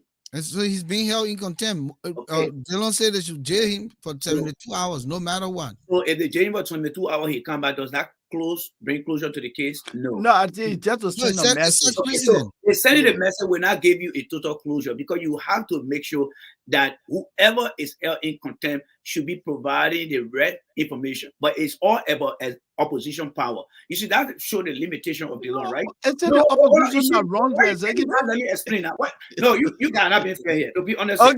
Okay, Rennie, go ahead. we will control our feelings here because I have to make my case. All right. Mhm, All right. DeLong, I mean, looking at DeLong, right? mhm. The purpose for which the guy called Samuel Toy, it was mainly about their own money. But the strategy behind it is like a lawyer, a defense lawyer that trying to put more things out there, thinking which one will stick. Now, it will be fair. Everything you discuss at the court for, that's fine. But I look at the wage bill itself. The library budget is $553 million. Mhm. Each lawmaker makes around $9,000 for representative and $15,000 between $12,000 to $15,000. Let's take it at the face value of 15 and 9. Do you know how much they will be walking away with after 6 years for representative? They will be walking away with $648,000. That's a $2/3 of $1,000,000. Representative will be walking away with $1,620,000. That wage bill alone, the payment, the budget for the legislature is taking a huge chunk of the payment of salary. Not to mention, for Canada, do you pay for your land in library? Do you pay taxes? Most essentially, you got property, do you pay taxes? Because these are other way government generate revenue, right? Of course, people We pay that because because that amount that the legislature are taking 9,000. If you are making 9,000 in the time, you think we're going to look for government job? No. These guys are making 9,000. Yeka Koluba will make all that noise. But I challenge Yeka Koluba to resign and leave that 9,000. He will never. But they will not come out to say, you know what? The government is challenged. If we are getting 9,000 and we're getting 15,000, we are stressing out the little income we're getting. Many librarians in the diaspora are not paid. So they will bring these different allegations against the finance minister, knowing that they themselves are the burden to the laymen are not getting paid. Now, when you ask them, some of the justification is, oh, we are taking care of the people in the community, but the people stealing current, right? If the man come to you and say, look, I got to pay my lead bill, I got to pay my phone. So why should people be stealing current when the legislature are justifying that they needed money to take care of the people's needs? The people should not be stealing current. So, Moses, okay, Rennie, Moses, yeah. gotta go to the line. Gotta go to Yeah, the line. open the line. Yeah, open the line. Listen, Hassan Fambulay, Zanga David, Kandakai Masale, Melvin Corder, Franklin Howard, and all of you folks here tonight, we say welcome to the Issues Room. Great conversation here. Randy is our brother, is our friend, is our colleague. Sometimes we'll disagree, but it's all in the interest of where we want to see Liberia. Let's be done. Thank you for joining us here tonight. I'm Volcano, Shelton, Moses, Sandy. This is the 107th edition of the Issues Room. It's the alternative social media platform here on Facebook, YouTube, Twitter, LinkedIn. Let me say something here, right? Let me say something here. We got all of them are in America here yesterday. They had all the dinner. They had all the dinner. They ate all the nice food. My question to you is, how many children in Liberia eating that same food until the children? So did you not eat turkey yesterday? And that's why. At my intermission, you just jump in the middle of things. That is why I'm being very honest here. These guys will feel very emboldened and confident to see their children enjoying, but they don't see what their political leaders are not doing. But who are these guys? Who are these guys? The opposition. What happened to the ruling people? The opposition supporters, the opposition supporters, the opposition family, every opposition. They believe that they are alive. You know, when Doe killed Toba, they all ran away and came to America here, right? Now, if Doe had gone to the airport and said, hold on, let me finish. When Doe had gone to the airport and said, guys, let's build a think tank, they were not going to agree. They're bringing in former rebels that harm and kill our people, but then they want for people like you and myself to accept that they're not cheer them. So you see, when it comes to personal interest, these guys are favored. My goal here is to tell the Liberian people back home that I got children here, these guys got children here, but they don't care for you. Because what they don't want to see happening to their children, they will protect it. But they don't want to preach what I would describe as the triangular politics. They call the legislative politics, they call the executive politics, they call the judicial politics. And be honest, if somebody had raped Commonwealth under Daniel Chia command, do you think Commonwealth will be able to bring Daniel Chia? No, because Cummings does not see those things happening to him. And that's the dishonesty of Cummings. I'm saying this again. Many of you guys saw the gruesome thing happening. Come to Cummings, Randy, how you could treat me like this? If we can just take it one at a time, it would be better. I'm trying to get into the soul of the opposition now, because sometimes you can play around it, right? No, so let's direct. Let the discussion transition. You know, we want to transition. Anyway, maybe you guys don't want me to talk. If you're not going to talk here, and you're not being suggested to me here. Randy, hold on. I need to ask a very serious question. People care for their family, right? The fact that Cummings is not willing to show his children to Liberia. What made his children so important? No, that's not an issue right now. I'm trying to play into it. You're asking me why I believe that the opposition. Randy, can you just hold for me? All right, I'll put myself on mute. You're trying to do transition. Let him do the transition. I was transitioning when you came in, right? Let him complete that.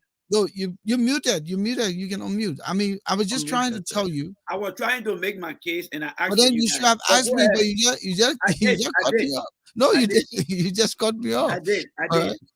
Anyway, the intervention is done so far. Again, Randy Dapper is no nonsense. My man is in. So you told me what was raped by somebody already come out down there. Let me see now with Daniel over there. Because all of that. I touch you like that. But because not that they don't care. When people listen, the conversation here tonight center around Randy's commitment to the ANC, and he left, and he's now propagating based on the data. Let me correct myself tonight that come 2023, from his data, his lens, the opposition will not take power. Instead, it will be President Weir. And because they are dishonest people. So just put it. So let me. The keyword, they are dishonest people. If you don't even say anything, and you already said they would. You would say that. You would say that. You can say that. Yeah. Listen, the line is open now. Please, let's call in. I know it's gonna be crazy here, but we will do our little thing, and we'll be quick because Randy got to respond to your questions when you ask those questions, or if you're gonna make a statement, please. So the line's open. And why it is true that everybody has their opinion, nobody here to enforce their feelings here. We operate on ethics. If I should have said this thing here, because right now I put it in check. Actually, I just allowed them to enforce their feelings. You were going to prove my point. Oh Lord, why did I say that? I take the line open. The number to call 404-272-2808, 404-272-2808. Please call. You were waiting to call. You were waiting to engage Mr. Dapor. And again, we're here to have a friendly conversation. Let us be civil. Let us be professional. Everything we're doing here is for our country. And as I said, the first caller is from the number representing the state of Massachusetts, 1665. Caller, are you there? Yes, sir. Please hold. I'll come right back to you. Let me put a caller from Wisconsin in queue. There's a caller from a Wisconsin number 9794. Are you there? Yeah, this is. Please hold. I'll come back to you. I'm still here. I'm going to put you in queue. I'll come back to you. Just hold. All right. 1665. Your name? Yes, sir. How are you? How you guys doing today? We're good. We're okay. No, I just want to say thank you so much for the show. You know, your name. Don't hide from Randy. You got to call your name. No. Randy is nothing for me to hide from. My name is Jerry. I'm calling you from Massachusetts. Okay, go ahead. Let me tell you something, all right? Randy have no balls to sit on your show. No. Change the word. It's not an insult. Okay. Okay. It's not an insult. He's a politician, so you know what I'm talking about. Okay. Ronnie have no balls to sit on your shoe and be saying what he's saying. All right. He keep, this is the typical CDC or citizen tactics. Instead of them discussing the issue, they will always divert from the issue and be discussing opposition. Kumi, Waka, and this one. Randy, I want to ask you a question. Who is in the driver's seat? You live in this country and you're talking about other people, children that are not living in America, or Liberia. Where are your families? When are you leaving to go to Liberia? Your president ran away from the country and he's sitting there in Qatar watching soccer game. You don't discuss these issues. You don't discuss what kind of issues. Our people are in our country dying from curable diseases. You're not discussing it. Hospitals, no medication. The finance minister sitting like bro and lied to the senators and lied to everybody. Even the senators said they don't even have balls. And you want to sit here on this platform and cause noise? You have never been consistent, Rennie. You pass all over the place. You read it today, you for John Brown, tomorrow you for Paul Brown, today you're not for me, tomorrow the other person, because you are not getting what you want to get. And nobody's going to take you serious, my brother. Thank you. Nobody's going to take you serious. Thank you so much. Thank you. All right, there's a caller from North Dakota. Can you lower your monitor quick? Yes. Okay, your name and you got a minute quick, please. Yeah. Hello. My name is Harriet Sumon. I call from North Dakota, Grand Force to be Pacific. I want to say thank you guys for the show. It's a very educative show. I just want to make a point, Mr. Mr. Rennie Dapo mentioned, and I long been talking about that. For Liberia to be developed, it would take not less than 25 years. And as a person with statistics, he just said the truth. And the opposition need to be very honest to the people. Can you just hold a second? Let me put this caller in queue. I'll come right back to you. The caller from Rhode Island, number ending in 0527. I'll come right back to you. Just stay in queue for me. Go ahead, caller. Yes, all right. So without honesty, our country will not be developed. Most of our opposition politicians, they cannot speak truth to power. Look at the issue that happened to Mr. Mange and the rest of the force. The president took his authority to suspend them and ask them to resign, and they resign. That is best practice. It happened in America, yeah. But the opposition, they never do anything when it comes on the issue of Barney Sherman and all of the wrong. They will sit down and suck it in. They cannot speak on the issue. So I think President Weah did the right thing, and I will hail Mr. Dapo for telling the opposition that they are dishonest. That's why we made President Weah win for the second time. We are watching. Thank you. Thank you.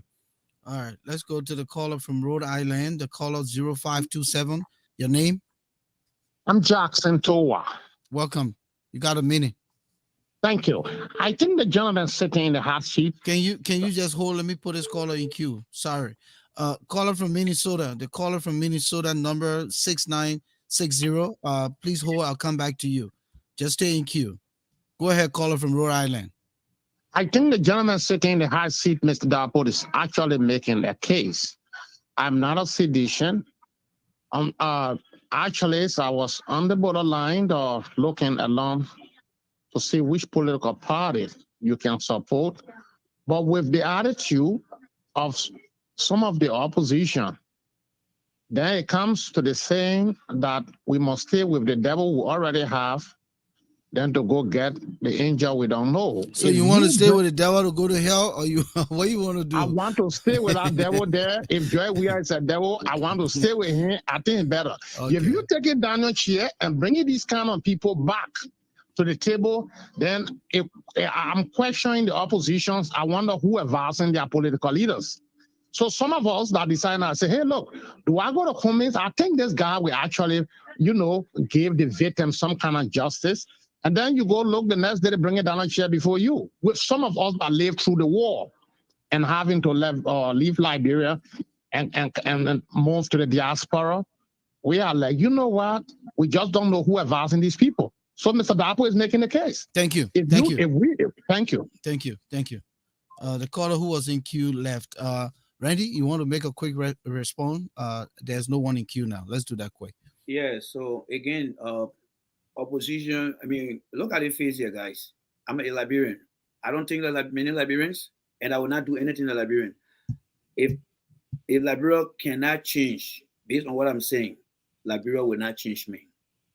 Everyone in this country here working here got some protection. All the guys you see right now, if somebody calling the N-word, they picking on the phone and calling, because this country provide equality for all. Somebody come here and say, "Oh, why you can't bring your children?" I'm not a politician. If I'm a politician, I'll be obligated to present my family ethically. You got a man who call himself who want to be president. Nobody know his case, but when he become president, he gets executive protection. During the war, when Ellen was supporting in some way the MPFL, there was no CEO Robert Salif. But by the time Ellen won, they brought executive CEO Robert Salif or knockout. If we cannot learn from our past to challenge the future, then we going nowhere. Opposition need to understand that if we say that we are not doing the right thing, we should start to hold ourselves ethically responsible. I don't see it. The moment they say Randy flip-flopping, these were the same people who were singing Hosanna to me when I was supporting them. They didn't say, "Oh, man, you flip-flopper, no can you?" But the moment you start to challenge them, then they see you as a flip-flopper. I said time over time, I just said it on the show here, if you ever think I'm going to Liberia look for a job, you're wasting your time. As an engineer, I will die in the country. If I do visit Liberia, it wouldn't be the last time for me to see that country. That gets to show you that I'm not looking for a job. Samuel Tuer is my classmate. We've been friends. There are many times we differ today on issue. I don't agree with Samuel Tuer. But there are some of them right now talking here. By the time one of the opposition become president, they call and they will run. I have many friends in the CDC, but y'all know the stand I told today, because a mature in the country are getting what they want. What about the Liberian children? I live in that place. I live in the swamp. If I get an opportunity, I will fight for every leader. So whether you communist, you Boka, you don't stand for that, you got me to contend with. Every one of them in the place that they are protected of their children, but when it comes to the other poor children, they don't want to provide the education, the information to them. All they want to do is, we are the barman. We are the barman. We are is not an absolute leader of the country. We got the three branches of government. The fact that people cannot bring Vanisham on them to book, that tell you that they are very dishonest. What measure did Mr. Cummings put in place to bring Daniel Chie? That's what I'm saying. I'm challenging Mr. Cummings when he come for a stakeholder meeting at the end of March. Let him bring Daniel Chie here. Let him bring Louis Ra and introduce him to his stakeholder. Like, oh, you see the guy that support the chancellor, they mess people up. They are my friends. Let Cummings bring him here. He will not do that because he's very dishonest. You know, thank you, Randy. The caller right here. The caller from North Dakota. Who a second there. Let me just make this quick apology here on behalf of the Issues Room. Randy, you made a comment and someone flagged it, and you know sometimes when we talk, there's a sensational. What's the comment? What's the comment? When you said if it was Cummings' wife that was raped, yes, under Daniel Chie's watch, we have Cummings brought. I think from a female perspective, someone here kind of felt a little touched by that because it's reality that happened in the country. It is a reality that happened in the country. So, Randy, I'm apologizing on behalf of the issues. Okay, well, I'm just saying that I stand by my word because there are people who are raping in that country. So Mariah, know that. So I stand by that. Randy, let me do this now. Okay, go ahead. Mariah, we apologize if it kind of brought any upset remembrance or brought you back to the war days. We apologize on behalf of the Issues Room. I thought he was just making an analysis or an analogy based on what he feels. What I stand for. If people don't understand what people go through, they will not change. They need to understand the truth. Yeah, but Randy, that's what I'm doing this now. Okay, please. Thank you. So again, he was making that analogy because people like Daniel Chie who were fighting with the NPFL and became defense minister, those guys were powerful and a lot of things went under their watch. And many people are concerned that they're now becoming a part of the new order or the professed new order. And that is why he made that analogy. But I don't think it was intentional, even though he stands by it as. I stand by it. I stand by it. There are women in our country that were raped today. So, women. Again, our apology on behalf of the Issues Room. The caller from a 9805 number. Welcome to the Issues Room. Thank you. My name is Paul Williams, calling from North Dakota. Can you just hold? Let me put this caller in queue. The caller from Wisconsin, 9794. 9794. Stay there. I'll come back to you. 608-9794. I'll come back to you. All right, go ahead, North Dakota. Yeah, you see what Randy was trying to say about the opposition. Uh, when they censor Prince Johnson and Barney Sherman, Prince Johnson was the chair on the defense, and when it came out, all the opposition started making noise, and Prince Johnson resigned our post. But they never comment on Barney Sherman, and today Barney Sherman still holding on a post as chairman on judiciary. Is that right for that to happen? Because if you just starting the other one, why you leave the other one? Or because it's your own, so you can talk about it. That's what I want to know. Okay. Thank you. Let me go to the next Thank caller you. quick. The caller from 9794. Welcome. Uh, Hello. Yeah. Welcome. Your name. This Lofa Julius. Hey, but man, how you doing? I'm doing good. Good to have you, man. Thank you so much for joining us tonight. Always. When definitely will be a pleasure. Um, Let me first of all say thanks to everybody who tagged me on here tonight. The invitations to come in and listen to the conversation. I guess it's been a very wonderful conversation. But I just thought to contribute in this way that, some of the reasons why we find ourselves in these predicaments is part of what Randy continued to exhibit as an individual who continued to show that he's confused, and no disrespect to the brother. Randy is a smart, well, I would say in quotations, smart man, if you want to consider it that way, but it becoming a little bit more. I don't want to and be disrespectful to your audience, of course, and to yourself as host. To sit here and listen to Randy continuously just sway every way the wind goes. Yesteryears, we'll listen to Randy and others who sold to us a George Weah. Randy, my question to you: what were you looking for in your display? Okay, you said you were looking for an individual, a president with popularity. Where have the popularity gotten us?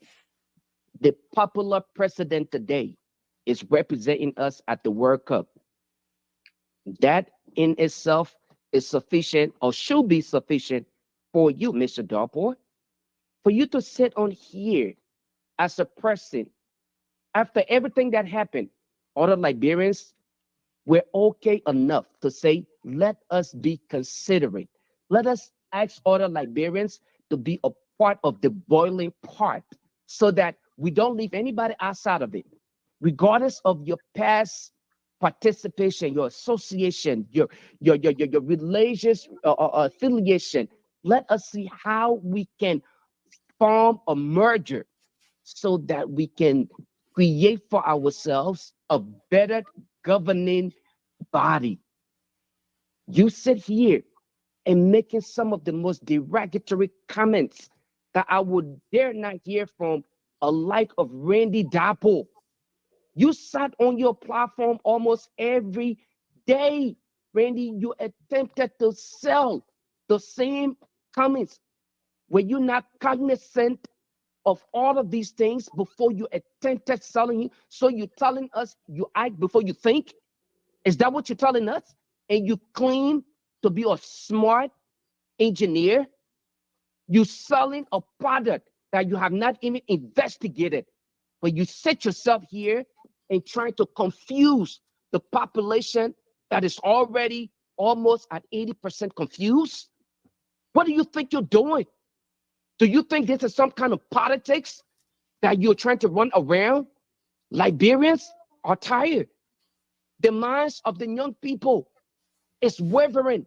They are seeking objections, but something with positive directions. They're looking for outlets. Randy, you're confusing yourself even more. You're confusing yourself and you're abusing the minds of the innocent people who probably thought you had an option You prove to be nothing. Optional. Stop, bro. There is there is a possibility. I'm pretty sure CDC will give you an opportunity.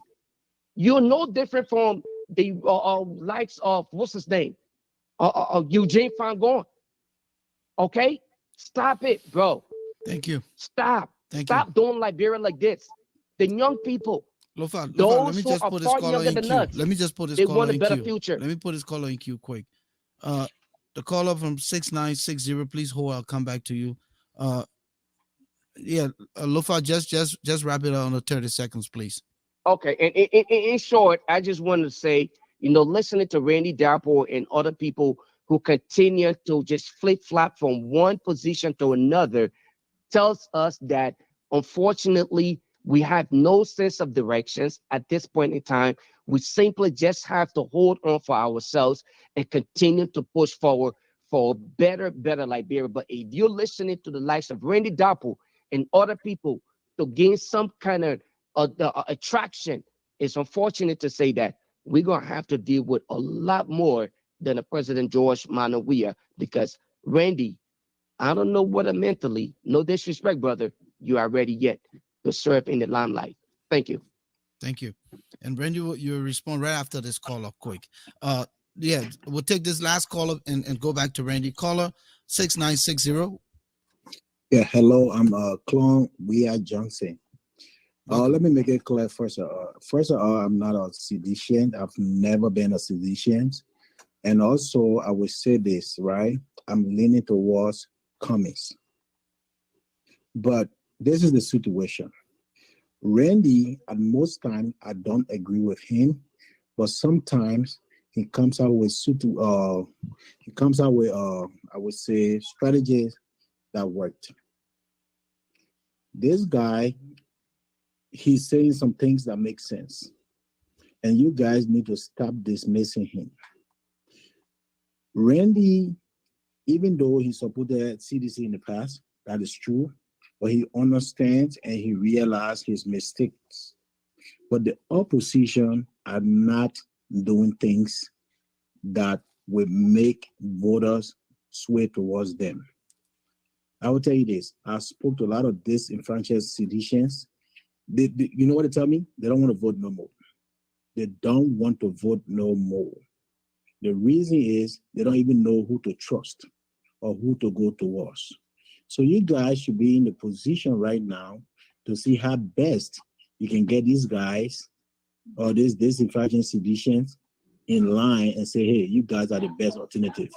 But you guys just spend your time beating on Randy. Some people are saying he's confused, he's this, he's that. No, I understand. He got some frustration that made him to say things that he don't want to say. But you guys are not listening. I end on this note. All right, thank you.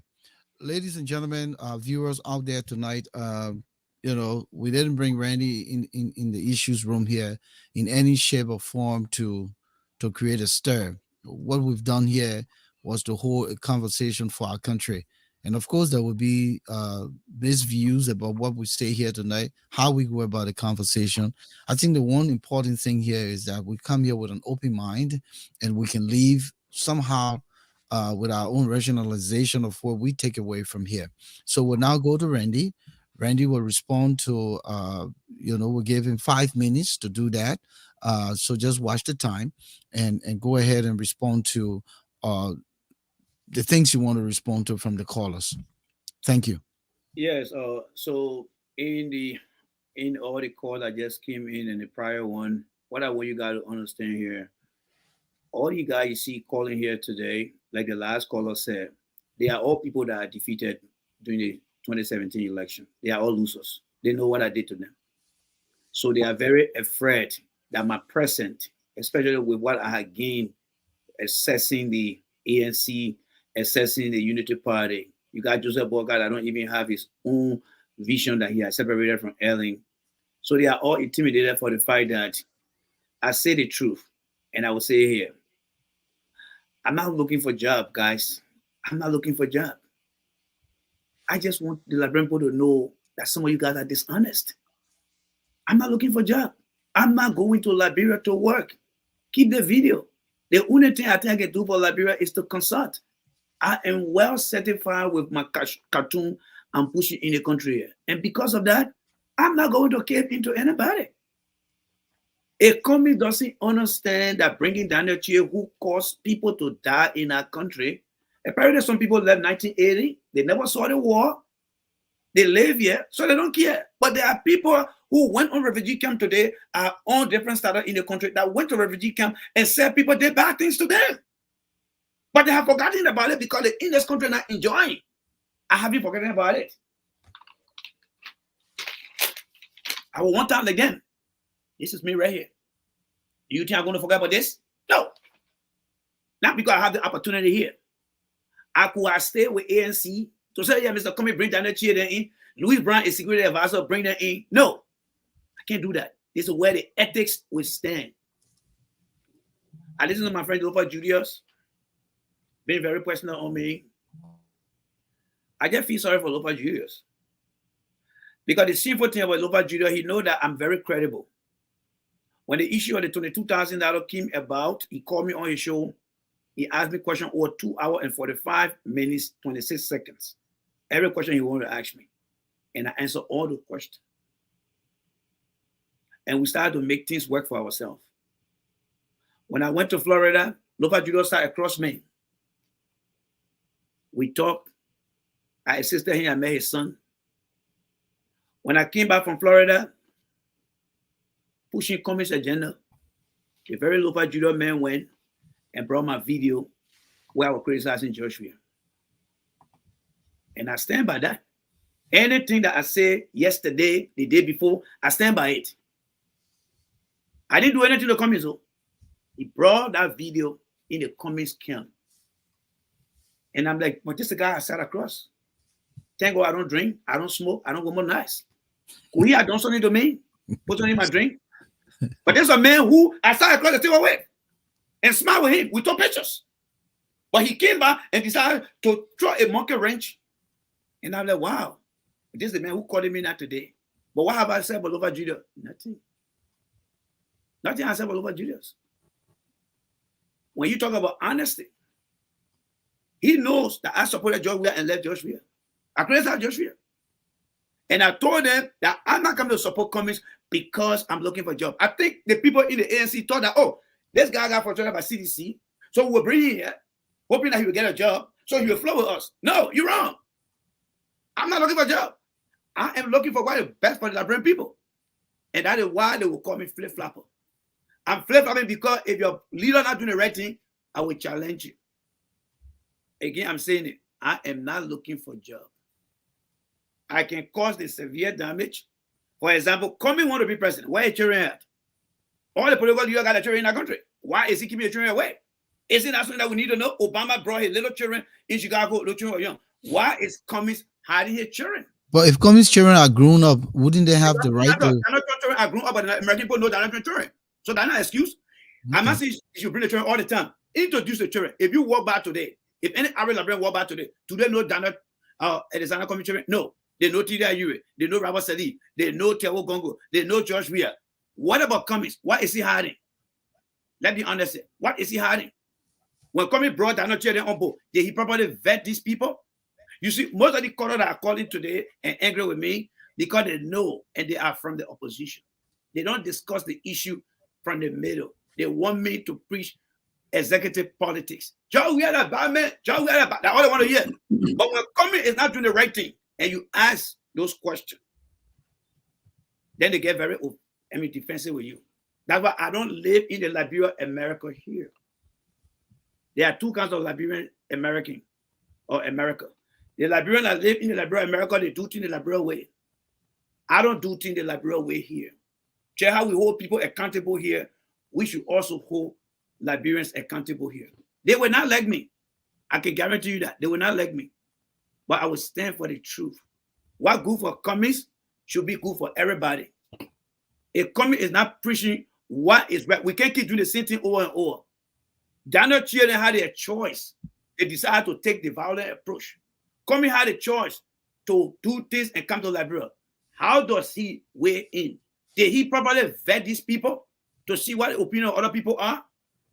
If a man look at you and say, we're not going to other community because we feel we'll not win. Have you ever heard any Republican or Democrat tell you we'll not go to Texas because we'll not win? No. It is the media that will come up with these things. But when he started to say these things, does that really make sense for me to follow this man? No. And they getting mad about that? No. Cummings must be honest with the Liberian people. He got to open up and be fair. So all of them that called today, they are all from the ANC camp. They are going to lose. I already told you guys, I was saying, ANC will lose in the first round. They don't have what it takes. They don't have the election engineers. They don't have the strategists. They will just get mad with me. But in the end, I'm sorry, we'll come back here and come here with like he's not running to be president in 2023. Cummings' goal here is to lower Boca popularity so that the other government can take that advantage. He's not ready to be president. All right, let me take a caller. Thank you there.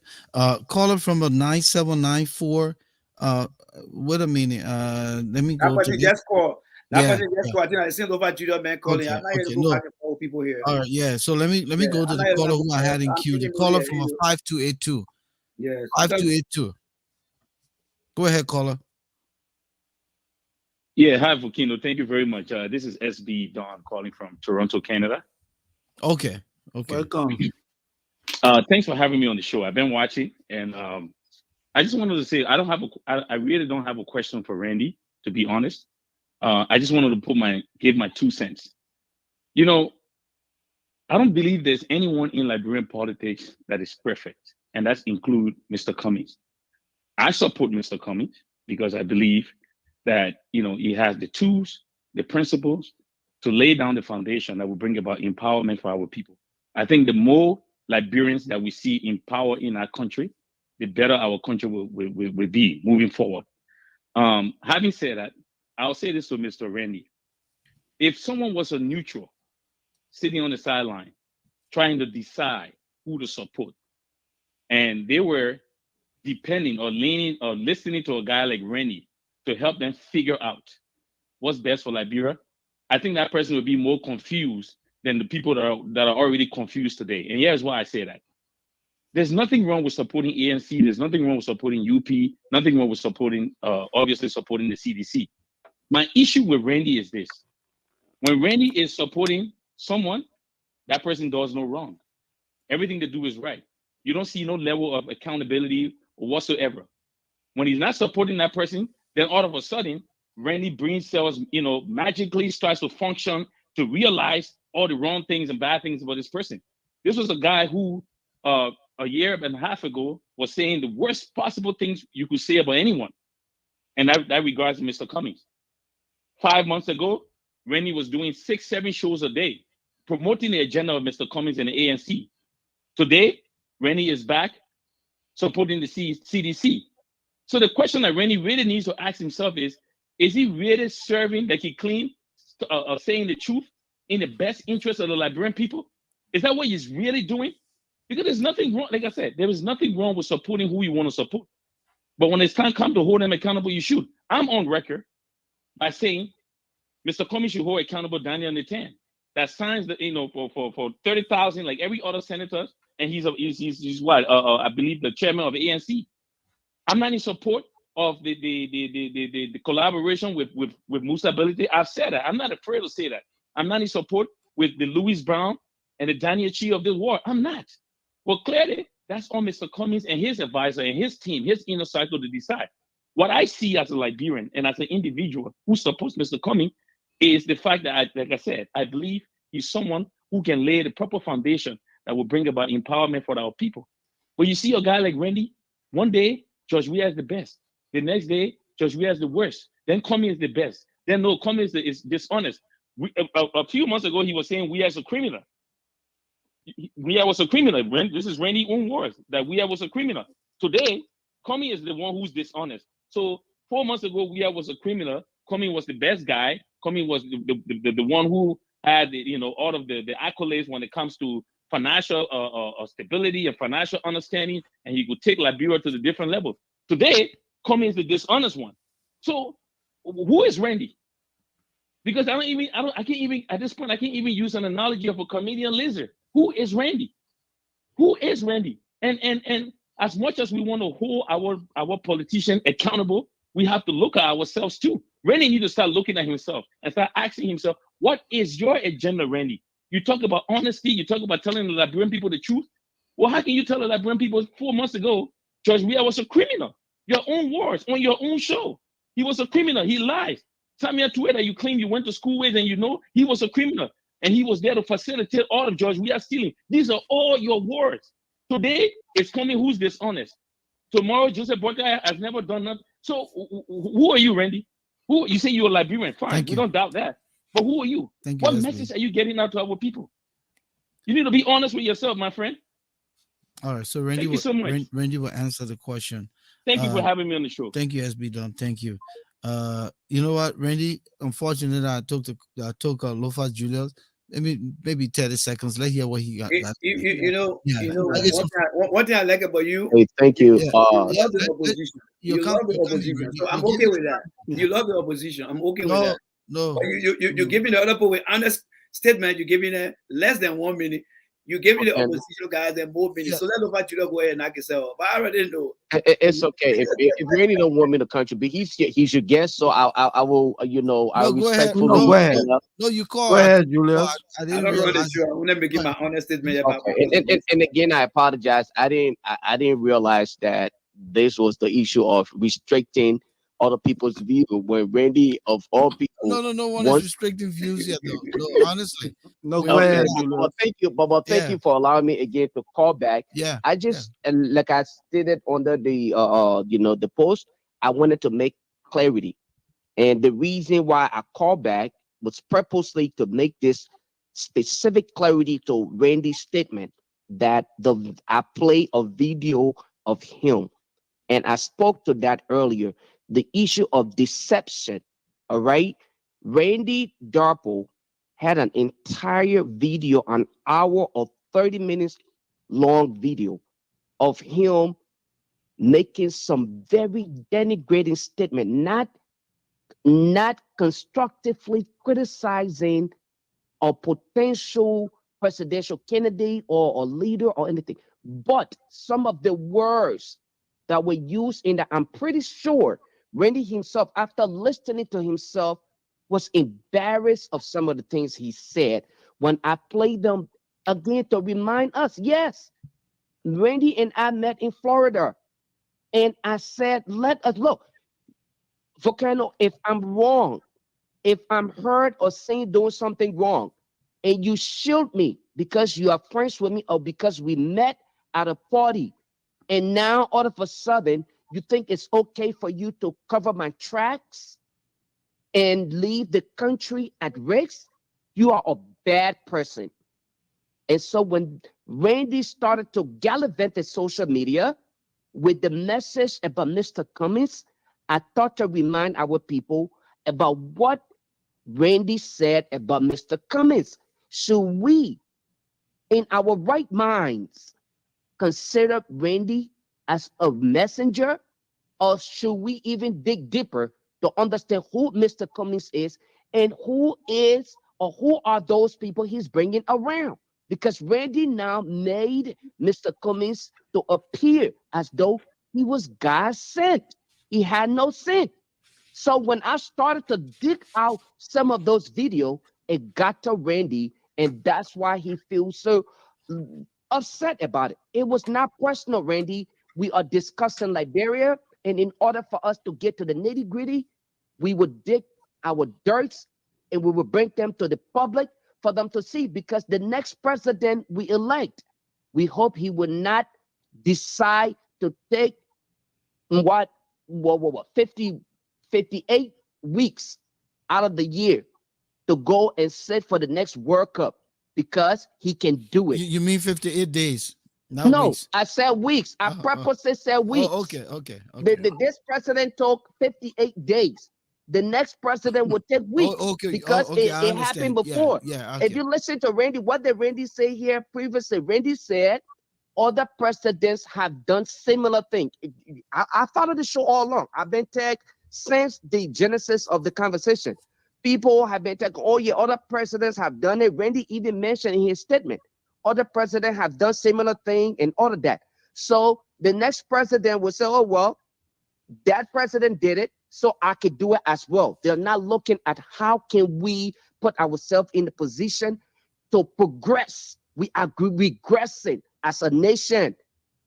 We are regressing. Volcano, if you don't think so, But why I wouldn't I think dare so, you my send brother? your people back home to do their own evaluation. Send your cameramen and women back home, and you would see for yourself how bad it is. So, Randy, it wasn't personal that I brought your video, but I thought it was an opportunity to educate our people on the next decision that we make. It is not about you. It is not about me. It's about Liberia, and that's what I stand for, and I remain committed to that. Thank you. Thank you. Thank you. All right, Randy, go ahead. You say you were giving the man less than 1 minute. The man went beyond that. My It's observation okay. here, my observation here is you are being very biased, and I'll be honest with you because Okay. I don't have. All right. Yeah, you've been very biased because some of the caller that call to say good things about the conversation, you get in less meaning, and that just me. All right. So let me say this here, Julia. I mean, I'm not here to have a conversation with Lova Julius. I criticize everybody that I see. Coming lie to the Liberian people when he was asked on ALBC by Sarah Badio, do you hold a citizenship? Coming said, I am a Liberian and I'll always be a Liberian. In 2016-17, Cummings on the Security and Exchange Commission, when I looked him up, he had a U.S. passport. If a man who want to be president lied through his teeth when you were asked that question, it was what that video was all about. They disingenuous about Nova Judah talking just about the issue and not being very specific. It was because Mr. Cummings lied to the Liberian people that he is a Liberian and you always be a Liberian and never answer the question directly. Now, if he had any issue with me and he said, I'm taking it personal, I'm not taking it personal. I'm just looking at how dishonest he is because he had called me on his show. I had never refused to come on his show. He had asked me so many times to come on his show, which I did. And prior to me going to Cummings, he didn't bring that video up. There's no time that he played that video. But he played a very jealous part in it too. Because when I went to Florida, Cummings walked up to me specifically and said, I need your number. My popularity started going up in the ANC. And I even asked to be on the ANC regulatory team. Just recently, Azeba called me and said, I know you don't support the party. Do you still want to be part of our policy team? I said, anything that works for Liberia, I will do it. But my commitment to my country is to give what is right. I don't have no reason to come and say things yet. But the ANC people still coming after me to write their policy, especially when it comes to the environment. There's a guy who is part of the department, the security and health sector. I give me a very sensitive argument, which will make Cummings to be a successful person. But you see, some of the guys who are calling today, like the guy they call the SD guy, he can't be a threat here. And I reported him to the Department of Homeland Security. Because you cannot make a threat against somebody. He in Florida, I mean, he in Canada there, but I'm just hoping that when he crossed the border, if they're asking questions, he will have to answer that question because he made a threat against me and I reported him to the Department of Homeland Security. We cannot impose our feelings on people who exercise their democratic right. People told Donald Trump that he was a liar here because he never said the truth. Comey will ask a specific question. Do you hold a U.S. passport? He never answered that question. But there's the man who said we can keep doing the same thing over and over and expect the same result. All right? They spoke about Daniel Chia. What's the honesty in Daniel Chia? Is the man who came and said the truth and said we can keep doing the same thing over and over and expect the same result. If Comey had just come and say, you know what, I'm not perfect. I'm here to work with everybody. But when he said we can keep doing the same thing over and over, there's nothing wrong with me saying Comey should not bring anybody on board. But those who are committed atrocity against our people, put it in the party, but put it in the back. Let them be in the back. You can't make it put the face. So my argument is, who will I go to tomorrow? If I go to Grand Pastor County, this is a guy Daniel Chia who got rejected by his people. Pinky Donkey Kaza got rejected by our people. Greatway McIntosh, Louis Brown. If I go to the people and say, oh, you know Daniel Chia, yeah, that man, what did he do? Oh, he did all of the, oh, guess what? Cummings said, that man is in Cummings party. I'm working for him on the team to come and work with you people here. Why you think Cummings now is calling on Taros Dillon and Nombi Kanga? Because when I told them that Musa Bede cannot win no election with the Pastor people, Greatway McIntosh cannot win no election, Daniel Chia cannot win no election. These are facts because the people have ran in our county, they failed. Nombi Kanga and Taros Dillon would not, the Pastor people will not take Cummings looking at Daniel Chia, looking at Pinky Donkey Kase, and of course, looking at Greatway McIntosh to give them Grand Pastor County. It cannot happen. When I say these things, they reject it. You see, these guys, they don't want to accept criticism. I'm telling them here, I don't care what you say about me. You want to go to Liberia. I don't want to go to Liberia. I'm going to remain here, but I'm going to stand behind the truth. Many of the guys, they are not honest. All right, they are not honest. They were jealous. I saw things. You know, most often when I was on my show, people said Cummings was a gay. When I came on my show, I said Cummings called me. We had a conversation. I was only trying to sell Cummings image out there. Guess what many of this I see? Oh, the man talking this. The man talking this. Cummings called me in confidence and told me a very important information. And that information surfaced. I never told nobody up to today. He called me. He said, something going to happen. Keep it a secret. I'm not going to say that here because I hold him to that extent. When he called me out in my office, I said, Mr. Cummings, I never worked for you as a CEO. In this country, whatever you tell me, I will respect you. Cummings called me when I had my show. You see, these guys got no strategy. All the guys here, right? They never want nothing. They are good for nothing people. Don't mind that. I come with a resume that they say I competed to. Yeah, but Randy, watch your words now. Right. Yeah. But good for nothing, is that illegal words to use it? Well, I do not list words. I didn't give me the time called do not use words. You know, when you want me, send me the list, I said do not use words and use words. Don't put the people down. Go ahead. No. Like you imagine they're telling me, oh, the man confused. Do you know what they're saying that? So it's step for that, all right? Yeah. You guys understand the state of the man. So the reason they are so emotional and enforcing their feelings, one, because they all campaign for Volcano, Cummings, and Jay Rennie destroy them. They cannot get away. None of them can stand today and say, I made somebody president. And they're going to lose again. So when I start with Cummings, I started with Cummings on the phone. He called me back and said, Jay Rennie, thank you for attending the party or convention or whatever it is. I said, Mr. Cummings, I got strategy for you. He said, what is it? I said, Mr. Cummings, I'm going to start engaging the people in Montserrat County. I want to understand how many districts, 70 districts know you in our community. I'm going to establish a language group for you that will push your agenda. I'm also going to ensure that I have a show 7 days a week. I will get here in the morning. 5 days a week. 4 a.m. in the morning. How many of them get out here 4 days in the morning yet? None of them. I'll get there. Oh man, hold on. You work very hard for Cummings, though. I'm telling you now. That's not work you did, though. Yes, I used to be on because I told Cummings, I said, Cummings, you are not popular. I'm targeting from now to December to make you popular. When I started that engagement, citizens started coming after me. They got a call Papi from. He started destroying me. I told him, I said, relax, because they know what I'm capable of doing.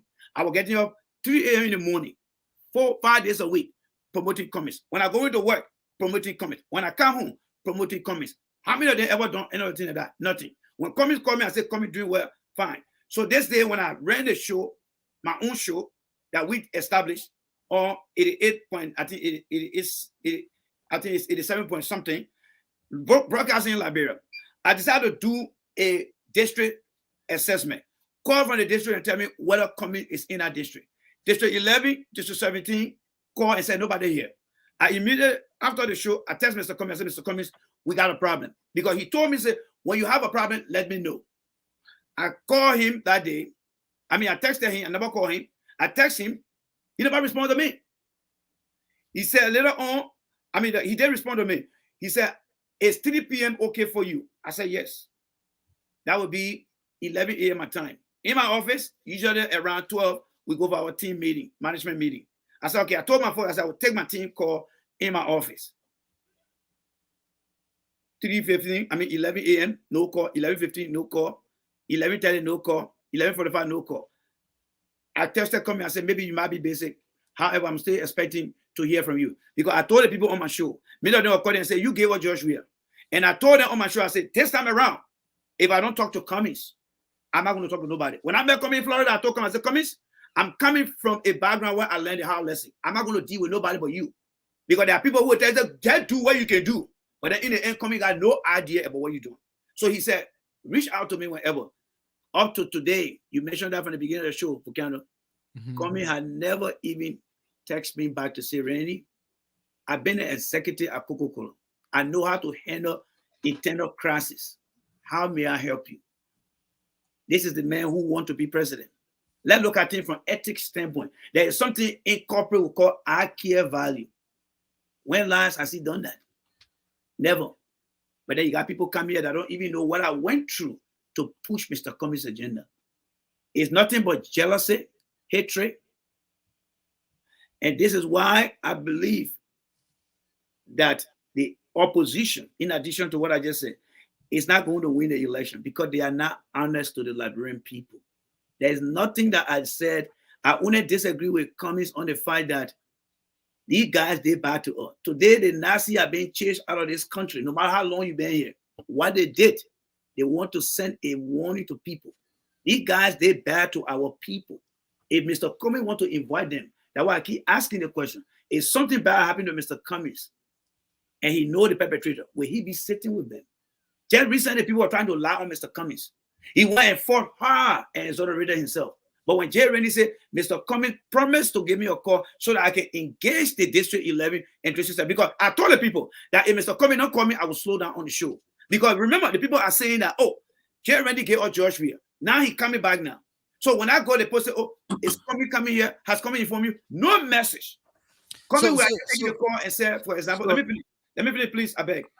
Cummings will just call me and say, look, Jay Rennie, I got somebody that I will link you with. He's a businessman. All I needed from Cummings was direction. Randy, yeah, work with the president. In the policy group, I don't go to Cummings for anything. I used to just go to people who were designated people. Randy, I just want to tell the caller to hold. That's all, so you can. So I mean, caller from an Arizona number, please hold. I'll come right back to you. So all these guys you see here, they never follow me from day one.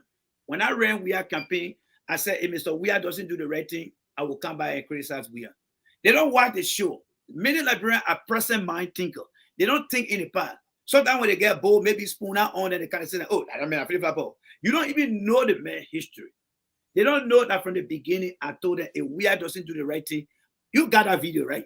And we'll come back to that. We'll come back to that. Let me take the caller. We'll come back to that.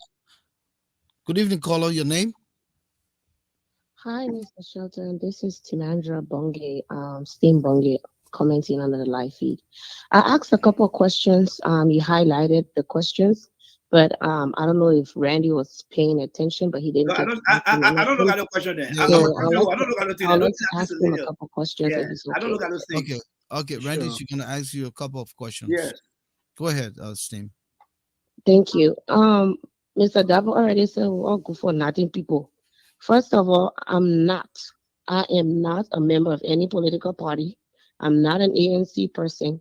I'm not a UP person. If you go check wherever, because you are the fact finder, you'll find that I don't support nobody. However, I do not believe that arguing with you or trying to prove a point here will make any difference, because you've already stated that you're not going back to Liberia. You don't have Liberia, how you dying in America, you're like, yeah, you. So I've learned to put my mouth where my money is and where my heart is. Because all this time, I think you're talking and bashing Cummings and JMB and who else? Well, now you're back to CDC. But all those things you're saying, you should take the time right now to educate the Liberian people if you so much care about them. Educate these people. Tell them what it is, what the meaning of voting is, what they should look for. But you just come on here, dishonesty. So since you talk about dishonesty, Randy, did you do any research whatsoever about Cummings before going to go support this man? When you already said he lied publicly on ELBC that he was not a U.S. citizen. Did you do any research? No, but this is the same man you were running around with all through, pushing him on the Liberian people. So should we say because the man didn't give you a face, or he hasn't called you back, or he didn't set up that meeting with you, should we say that's the reason why you're bashing him right now? And I do agree with you. At some point, we got the weakest opposition in the country. Okay? But it's not based on dishonesty. It's not based on dishonesty, because even the current government right now, they're not honest. So if we're bashing people, let's bash every single one of them. I joined into where you were talking about Yeke Koluba. Please don't talk about Yeke Koluba. Please don't talk about him, because first of all, he's doing way, way, way, way better than the rest of everybody outside of AB Darusdila. Okay? He's doing way better because he's the one person that can stand up and can shout and can talk. Even though sometimes he's rough around the edges, but he's standing up for his people. He's calling people out. So instead of you sitting here in America and talking about you can't take your children to Liberia because you're not president, you don't have to be a presidential material to take your children to Liberia. If you say Liberia is your home, Mr. Dapo. I'm a mom. I have a 5-year-old. He's been to Liberia twice. Can I ask you a question? When was the last time you were in Liberia, Mr. Dapo? Do you see how much suffering the people are going through? Do you know what it takes to get out of that situation instead of sitting here going after people for dishonesty? They're all criminals, period. Period. But it makes you look some type of way when you support one person and praising them today and hail the next person tomorrow and come back to hail the same person. What? So then how do you want people to look at you? You might as well just call yourself the independent apple, right? Because I think that would be so good. But thank you so much. Thank you, Steve. Thank you. Randy? That caller is only informed about me. From what I just gathered from her, she's only informed about me. Okay. All right. Yeah, she's very uninformed, and I'm not here to enforce her feelings. Most of her comment is based on enforcing her feelings and not understanding me. She spoke about research. First of all, when I say good for nothing people, if she feel that she's good for nothing, that depends on how she behave when it comes to how we picture Liberians. Now she talk about educating the people. She had not watched my show where I said Jay Randy for a better Liberia. Because if she watch the Better Liberia show, she will get to know what I'm articulating here. But that goes to show that she don't watch the show. It's only today, maybe somebody, because they're tagging each other today, and they come in the show and want to make their comment here. I do provide education to the people. Now, I am a private citizen. I'm not running for public office. If I were running for public office, the people of Liberia deserve to know my family. I will have that commitment, not choice, to go to Liberia and be somebody. When I say I'm not going to Liberia, I'm speaking to a specific group of mindset of Liberians. Because many Liberians believe that when you're talking on the platform or any platform, they think that you want job. And I think the way I can tell them is I'm not going to Liberia. I will die here.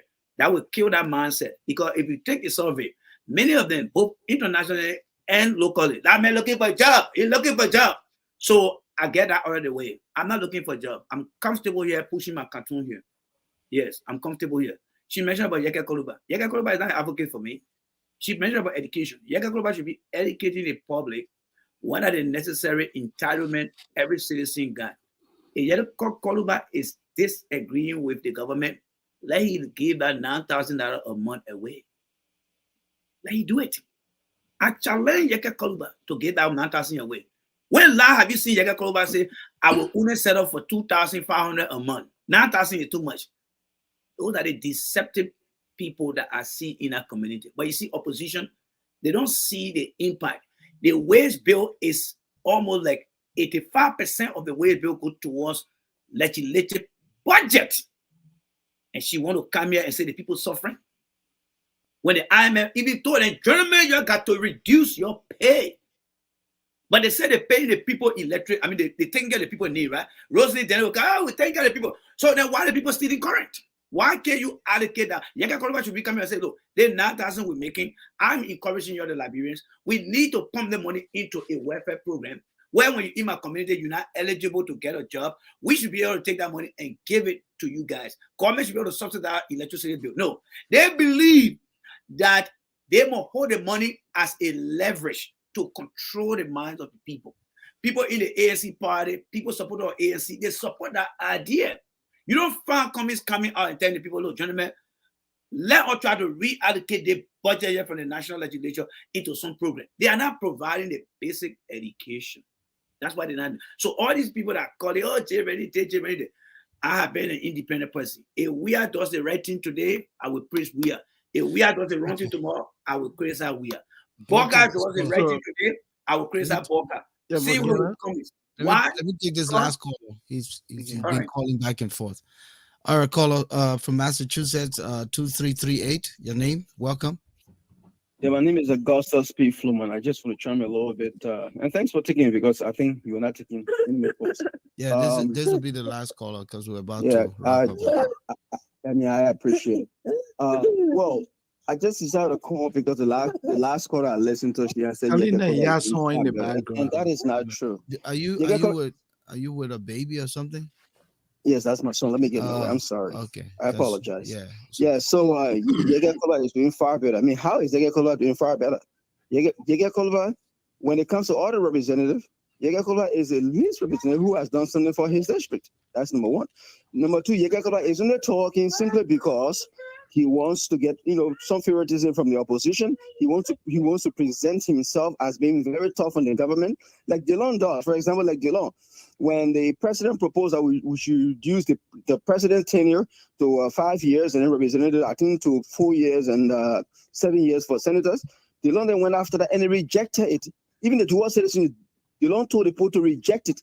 But guess what? The dual citizenship that Delon gave to the people right now, it's even the worst deal than the first one. So people like Yega Koloba and Delon, they are just fooling the people and taking advantage of the people's ignorance. The little people are suffering. Okay, when you have people not suffer in Liberia, actually the lives of the people is getting better since President Weah since President Weah came to power. Listen, it is not easy. It is not easy for the progress of the economy to immediately reflect in the people's lives. Even in America, when Barack Obama came to power, they had they bail out the automobile, they get out stimulus check, they did so many things, but it was not being felt in the people's lives, and that's why they beat the Democratic Party in 2010. They took the Senate and the House of Representatives from them. So it's not easy. But do this now. As the give stimulus package in Liberia, the government sat down and ate it. But Volcano, you heard the story? And Volcano, can they man finish? You said the government sat down. If I ask you right now, can you give me any piece of evidence that the government sat down and ate it? You won't tell me. But let me conclude here. All these things going on, whatever I say, people may think it is subjective because I support George Weah. Whatever anyone says from Mr. Cummings in the opposition committee is what subjective because they support the opposition. The only people who can make this decision because they live in it, they know it, and they will live it after President Weah, takes power after 6 years, or the opposition takes power after 6 years. They are the ones going to vote. Most of these guys is here. They are supporting political leaders today, they support political, then tomorrow they change. I mean, how can you support somebody today, then tomorrow you change, then you come back, you change again, then you go back, you change again? I mean, I don't want to go deep down, I don't want to, say much about it. It's not because of Randy I'm saying it, but at some point in my own camp, they just, going back and forth. Like I said, I don't want to go, too much into about. Just stop here, and thanks for having me on your show, and God bless you. Thank you. Listen, we are 9:22. We want to wrap up at 9:30. We're not taking no more caller. Randy, I know that at some point you will look back on this conversation tonight and know that nothing here was planned or intentional. Sometimes when conversation ensues, the way things are discussed, it can take, trends and different pathways. I tried my best. I tried my best. You got to balance. I tried my best as the anchor person here to anyway, that's my observation. Yeah, and I agree with your observation. I wouldn't be able to please everyone here tonight. Yeah. Meaning the callers and so forth.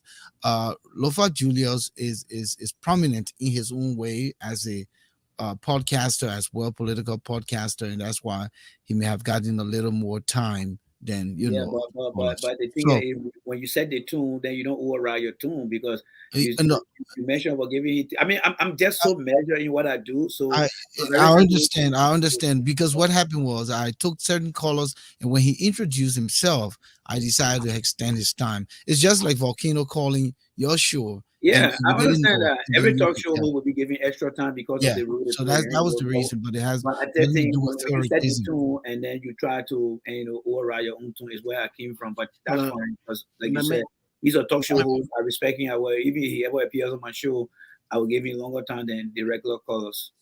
Okay. So go ahead, Moses. Yeah, no, quickly, Volcano. I just wanted to come in by saying thank you to Randy for honoring our invitation. Anytime, man. Yeah, it was good having you. I think there was indeed a great discussion. I love it. But there are just some concerns that I have. Go ahead.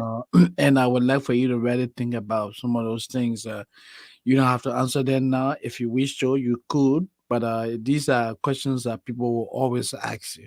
Yes. You raised a series of questions regarding Mr. Cummings. Yes. One. He said one has to do with his children. No one knows his children. Yes. When you were, quote unquote, his bully, You could call him anytime, talk to him anytime. Yeah. And being in the forefront as a campaigner, Mm. did you ever ask him, Mr. Cummins, why haven't you introduced your children to the people of Liberia? That's a very Did good you ever? question. That's a very good question. Let me answer it quickly for you. Mm-hmm. You see, you got to understand the culture.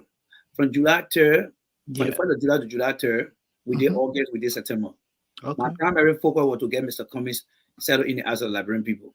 And Okay. then, based on my priority list, I started to look at these things. Because when I campaign against Cummins, what you know, I don't understand, I campaign against Cummins. There are things that we use against Cummins that we can use against him again if I decide to support CDC, even though people are accusing me, and I believe that Volcano Shelton put me up to this. But there are things that can be used against Cummins. All Please, right? There are things that can be used you made against your Cummins. case. You say you're not supporting CDC. Okay, so You yeah. only want a But better Liberia. okay, so there are things that can be used against Cummins because why the guy didn't understand. I supported George Weah from the beginning, but the only thing here is I said, hey, Weah doesn't do the right thing. Weah came with Mario Nukwe based on that feeling, that would throw me off because these guys were in the Unity Party camp that saw the wrong, and we started bringing it out like, oh, hold on. So if anybody had followed me from that day forward, they would say, you know what, Randy is someone who look at things differently and universally.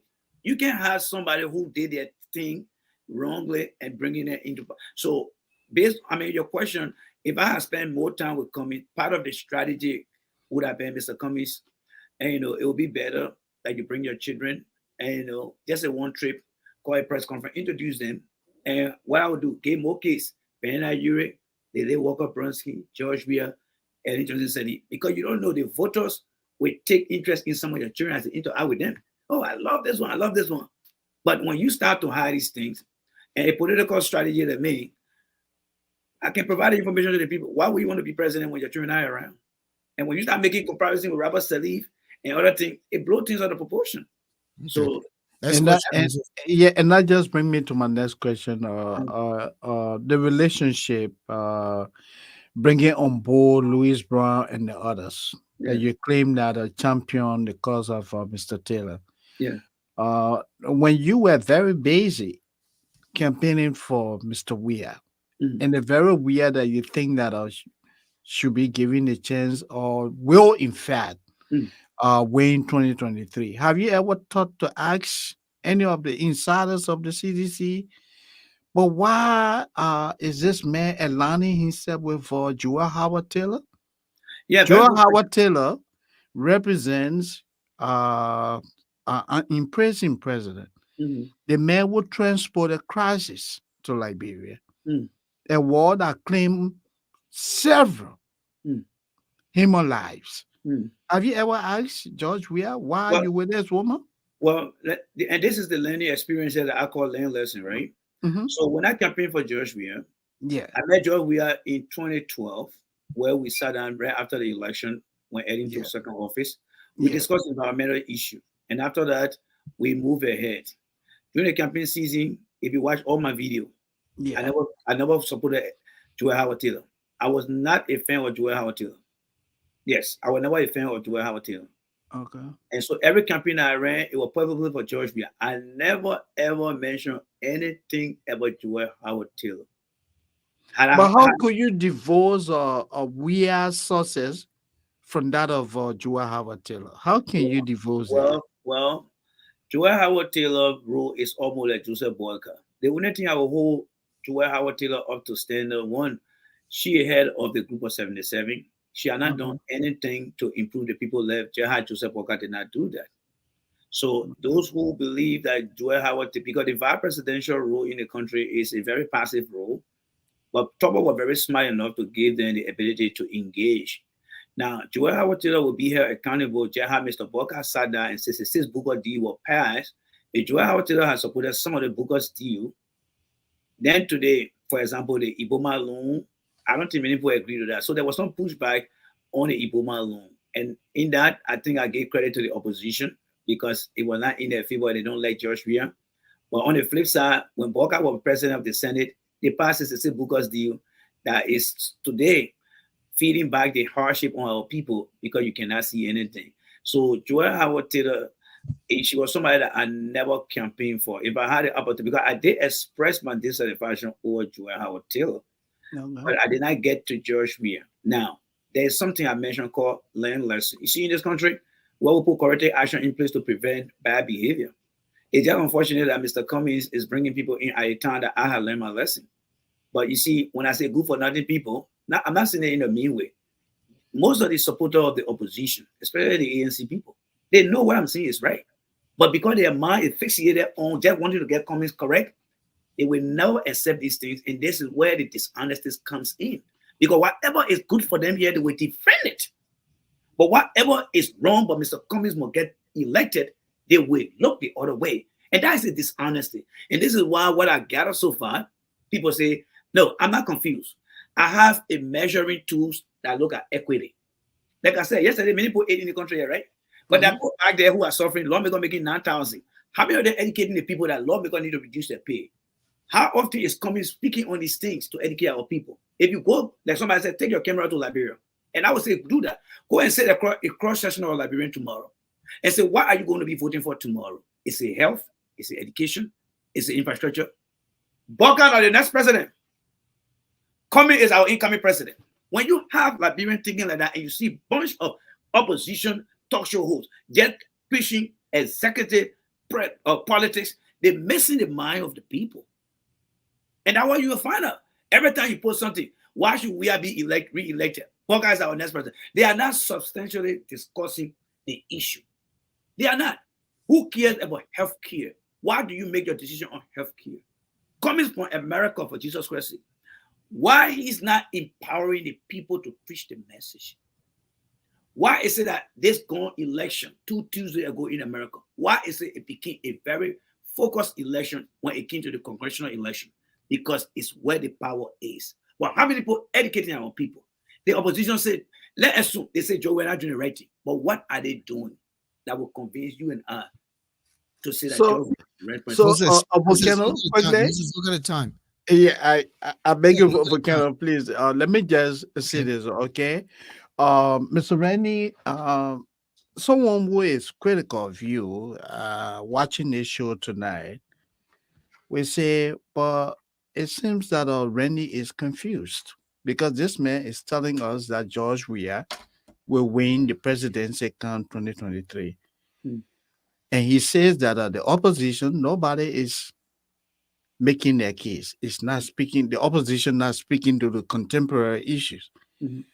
But he's supporting somebody who has for more than 5 years. What do you mean you're supporting somebody? What do you mean? No, okay. Okay. No, let me correct that. Okay, please correct that because I didn't say I supported. Yeah. But he holds a view. Randy. He holds a view based on his data. He holds the view that this man stands the chance of winning the presidency. But for more than 5 years, this man. You don't want to say that because the opposition is dishonest in the information dissemination. No, but you put in words. Let me say it because the last time you said I shouldn't say it, so I would say because the opposition is very dishonest. Okay, so you're putting words into my mouth, but let me. No, I'm saying no. Let me complete my question. Okay, so this is what I was saying, Randy. Now, someone would say that you're complaining that the opposition is not speaking. It's not speaking to the issue. It's not educating. And they are dishonest. But you are also assuming that the current president stands the chance of winning the presidency because the data shows that. However, for more than 5 years, the current president has never mustered the courage to speak to any contemporary issue in Liberia. He has never addressed a news conference. He makes international trips. He comes by to the country. He doesn't speak to Liberian. When there's crisis in the country, he doesn't speak to them. He acts like he does not even exist. But yet, we have Mr. Randy, the savvy, the quote-unquote savvy political commentator saying that, hey, this man stands the chance of winning the presidency. Don't you think your credit would say that you are confused? Because my credit don't understand political engineering, politics of engineering. Okay. Have you heard the phrase, don't underestimate the ignorance of the voters' minds? Have you heard that before? No, I'm hearing now, but maybe you want to expand on that a little bit Now, for our audience. in order to get rid of ignorance mind, you must put in place a form of information sharing. Okay. Today, the president is carrying on project in the country. Liberian voters look at reality than assumption. But in order to start educating our people, the opposition need to be very honest to what they are saying. Right now, Mr. Weir is carrying on projects that Liberians are seeing physically that they have never saw before. And if you start to preach negative politics against what he's doing rather than saying, we can do more than this, we can do more than that, giving them a reason, they will look at the ratio of what Mr. Weir has done and what you are not doing to convince them. And that's why most of the time you find when somebody tells you, I'm voting for nobody, what does that tell you? That even if I'm not going to vote for George Weir, you are not convincing me from the opposition. And when you do the survey as to how many people are not going to vote, for how many people are going to vote, that tells you that you're not doing enough. And that is what the ANC, the Boka people don't have. They are not setting themselves to make themselves marketable. They are only telling you Boka is our next president. Having the people heard that before? Yes. Having Boka served for 12 years as vice president? Yes. He's known. Communists come and say, oh, yeah, we can't keep doing the same thing over and over. But what is he telling these people? The message must be things that are happening to the people. Like I said, when you ask a typical Liberian, what is happening in your community that would make you to vote for somebody? Oh, I don't have a job. I don't have this. People don't have to sit in a classroom. It's called voter education. But you see, most of the guys that are behind the opposition, their mind is fixated on executive politics because they want to just make sure we are bad so they can go to power. And I'm saying this is the dishonesty. And this is why I come in with my independent now and say they are lying to you. Don't believe them. Don't believe them. Okay. Then I will start to give facts. Thank you, Randy. Thank you, Moses. Listen, we spent an extensive amount of time here tonight. We sure did. I think we cover a lot of grounds, and I'd like to appreciate you and for accepting our invitation. Anytime. I'm here in the heat of the moment. You've it. stood the grounds, and we also want to encourage our viewers and the listeners out there tonight, everyone who called and who chimed in the chat room, on the chat page rather. We say thank you for your contribution. All of us have to have different mindset as we go about this Liberia. Yep. Our country, is at a place where everyone has a stake in the matter. Yep. How we present our case will make the difference. Again, I say thank you on behalf of the Issues Room, Randy. It was good having you here. We'll look forward to more conversation. Anytime. And if any way you felt somehow tonight by my conduct, your time keeping. Yeah, and the way that you are cheating, right? No, he wasn't giving time to listen. To be in the middle. Randy, I stared at the vessel and I didn't understand weather. The impending weather. I didn't look on the horizon that the sea was going to be rough. So I learn to project. At least I navigated the ship. I navigated the ship to shore. No, in all honesty, I think we reached the shore. So that's in itself is what matters. We've reached the end zone, and you're still in one piece, irrespective of everything. Yeah. I'm a tough guy. I love to be tough. And again, let me say thank you to all your guys in here, because the reason I love to come on the platform, because some of the guys have made up their mind that one of their political party and their leader should be in charge of Liberia. So they don't have that diverse view of coming on other shows to say, let me go listen, because their mind is like one way. But like you said, we have to have an open mind when we're discussing politics. But in our political culture, they are all one minded. That's why you see the ANC group, the Communist group, and then the CDC group. You don't have people intertwined to say, let me go listen to these things in here. And so when I come on the platform, I love to be here all the time because they will learn. They will learn. They will learn. And for me, I would say this to your audience and to everyone. I'm not looking for a job. I'm not in any hurry to go to Liberia. But I will speak the truth. What good for your child in this country and good for my child? When you supporting any leader, think about what is good for that child. Whoever did not get the opportunity that is being called Zogo today, because certain group of people made up their mind in 1989 on the ACDL and sent people in our country. I was one of the luckiest ones who skipped that. But today, some of my friends are back there. So when we want to build our country, we should look at the past to determine what decision. Because people make decisions to benefit themselves, but people make choice to make a better decision. There's a guy today there was a guy, it's on TikTok. Someone said Ghana was going to humiliate Africa. The Ghana guy came and said, Liberia has not even been elected on any educational board. That's how humiliating. He didn't say CDC. He didn't say ANC. He didn't say Unity Party, because he see our country as Liberia. Until we all realize that we got to be Liberia-centric. The centricity of Liberia means when something is wrong, I don't care whether your political leader say it is wrong. When somebody express their opinion, say it is wrong. How can we fix it? But now when somebody praising you, then you all be praising, but as soon as they ask questions about something going on, then you say the man, I flip-flop, but the man confused. That's why I always say, if anybody, sometimes I can give you examples because I know Liberian people are very doubting. So sometimes I give somebody empathic example. If you got your wife in a party and the leader sleep with that person, and you get to hear that news, and then you get angry, and then those are in the party, man, forget that thing, man, that the leader. How will you feel? If you can handle things like that, when I say our people deserve the truth. I don't care who you are, what party you belong to. Learn to speak the truth. You will get me on your side. If I can deny and push away George Weah, who I can do that to? I went to commies. I have to not just come by distance. There are two ways you assess people. You do distant assessment, and then you do what we call interactive assessment.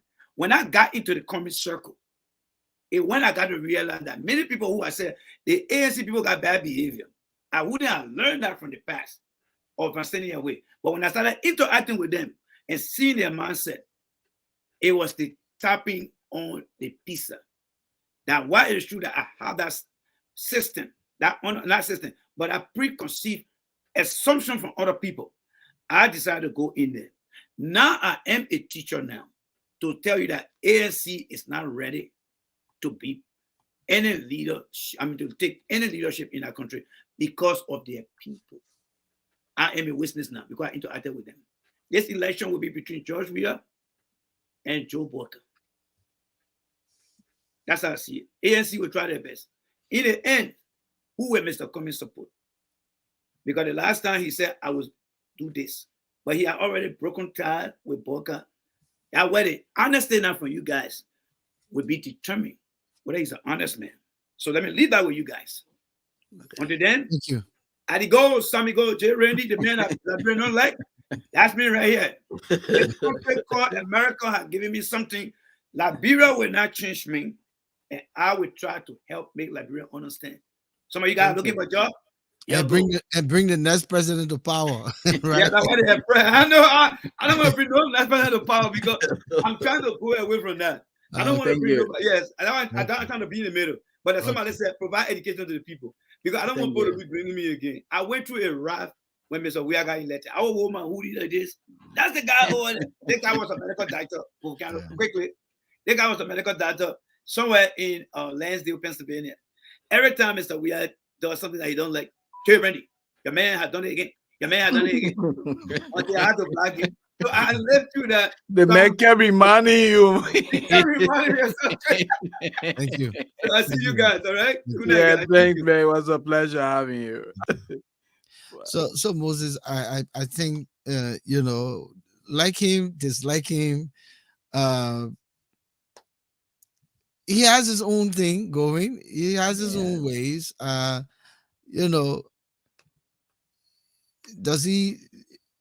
Is he believing that he's going to provide or produce a president?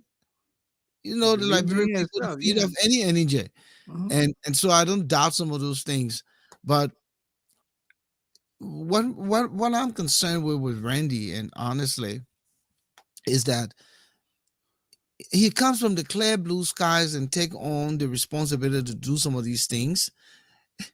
And maybe And people said here he didn't do a lot of homework in terms of knowing who Cummings was or who Cummings is. Similarly with George Weah. And so that's why they think that he's a flip flopper, because if you are informed of a situation and you go into it, then you go into it to be stick-to-itive, to support that situation, whether fail or succeed. In his case, he's not doing the in-depth research. He just clarified that it was good that I went into the ANC because what people were saying, my being the ANC is not about Cummings, it's about the people around Cummings. They're dishonest. Mm-hmm. But he continued to emphasize that the entire opposition force is dishonest. So what if I decided to go and declare my candidacy tomorrow? Is he not giving me a chance? Yeah, that's not fair. Let him just be specific about the people. Now, I agree with him when he said that the opposition, because when you look at the configuration of the opposition, they're talking all of the front runners. Yeah. The Black Guy, the Cummings. Gonglo. And no, Gonglo is not relevant to the letter yet. I mean, it's gaining momentum. Listen now. No, let's be practically honest here. The current opposition right now, you can't put Benani Ure in, you can't put, Gonglo is gaining momentum, but if we're looking at the two title list, all right, including the ruling party with President Weah, you will always say Cummings now, because you know how long it took for Cummings to get to this point. Mm-hmm. You getting what I'm saying? Yeah. Yeah. So putting Gonglo in the equation is not bad, but I don't know how much of a force is he even to Cummings now than compared to Barker. So that's the point I'm making. But he cannot just generally say the entire opposition is dishonest. I think some of the folks are playing politics in a way that they're not ready to make the loud noise. And you got to understand the fear, the risk factor in Liberia, the insecurity, the lack of rule of law, the lack of protection. Look at what happened to the new chairman of the Unity Party. Yeah, they bring the mayor house. Bring the mayor house right after the man was voted or to become chairman. Mm-hmm. So think about it. So people got to be careful. People, especially when you're on the grounds, you have to mince your words. You have to be professionally poised to be able to answer some of the tough questions, because Liberian people, they two-way street. Yeah, it's a very risky thing you guys are doing out there. Very risky. Yeah. But again, I see 2023 on the horizon is coming up. The conversation will get even deeper, even stern, even tougher, even muddier.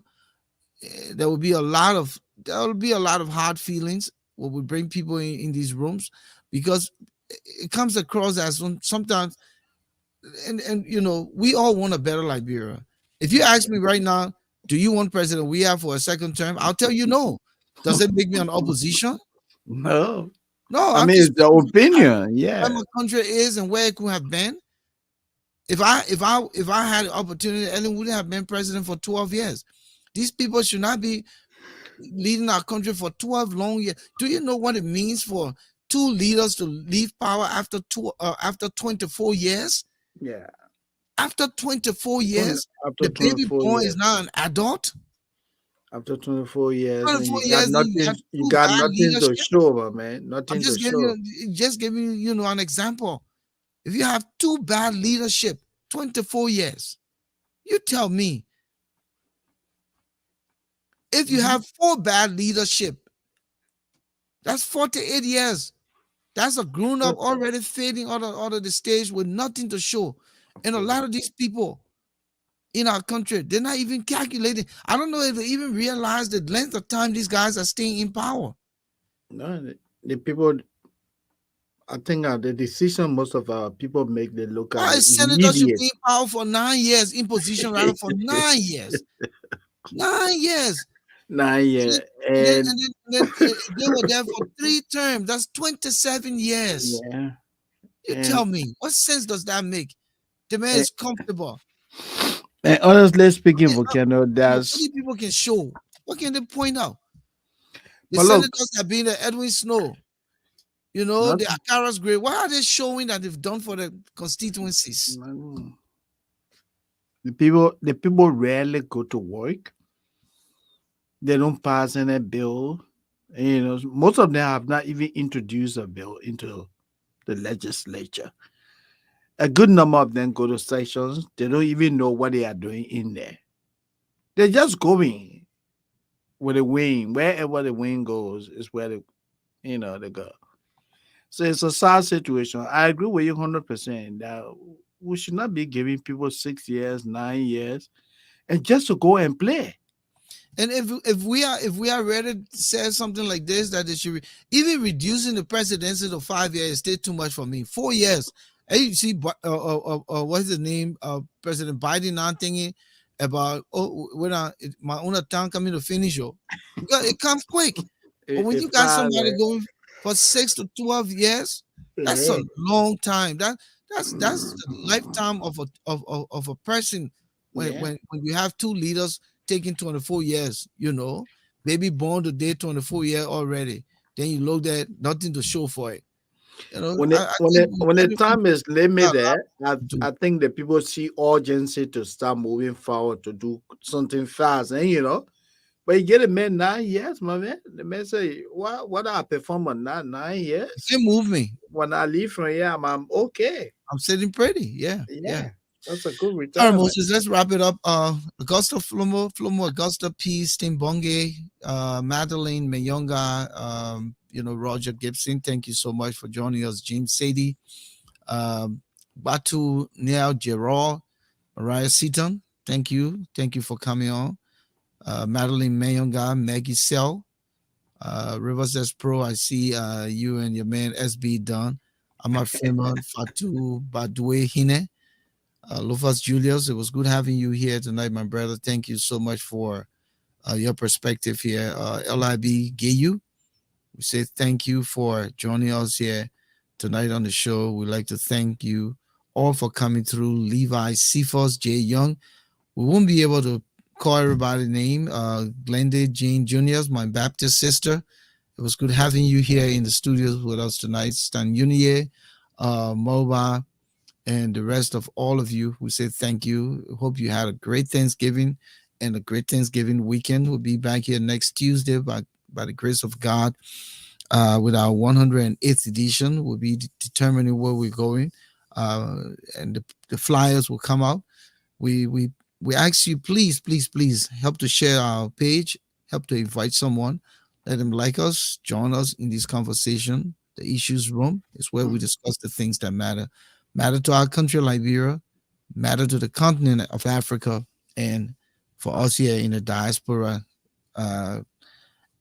from the continent. Again, we say Tuesdays and Fridays are our broadcast, 7 p.m. Eastern Standard Time, live from Philadelphia and Delaware, respectively. Thank you. And Volcano, Shelton, Moses, Sandy. It was good having all of you wonderful people here with us tonight. We appreciate your audience. We appreciate your viewership. And we appreciate your support. We'll be back here again, as I said, Tuesday. Good night. Good night. Thank you, Volcano. It was a pleasure. Okay. Bye.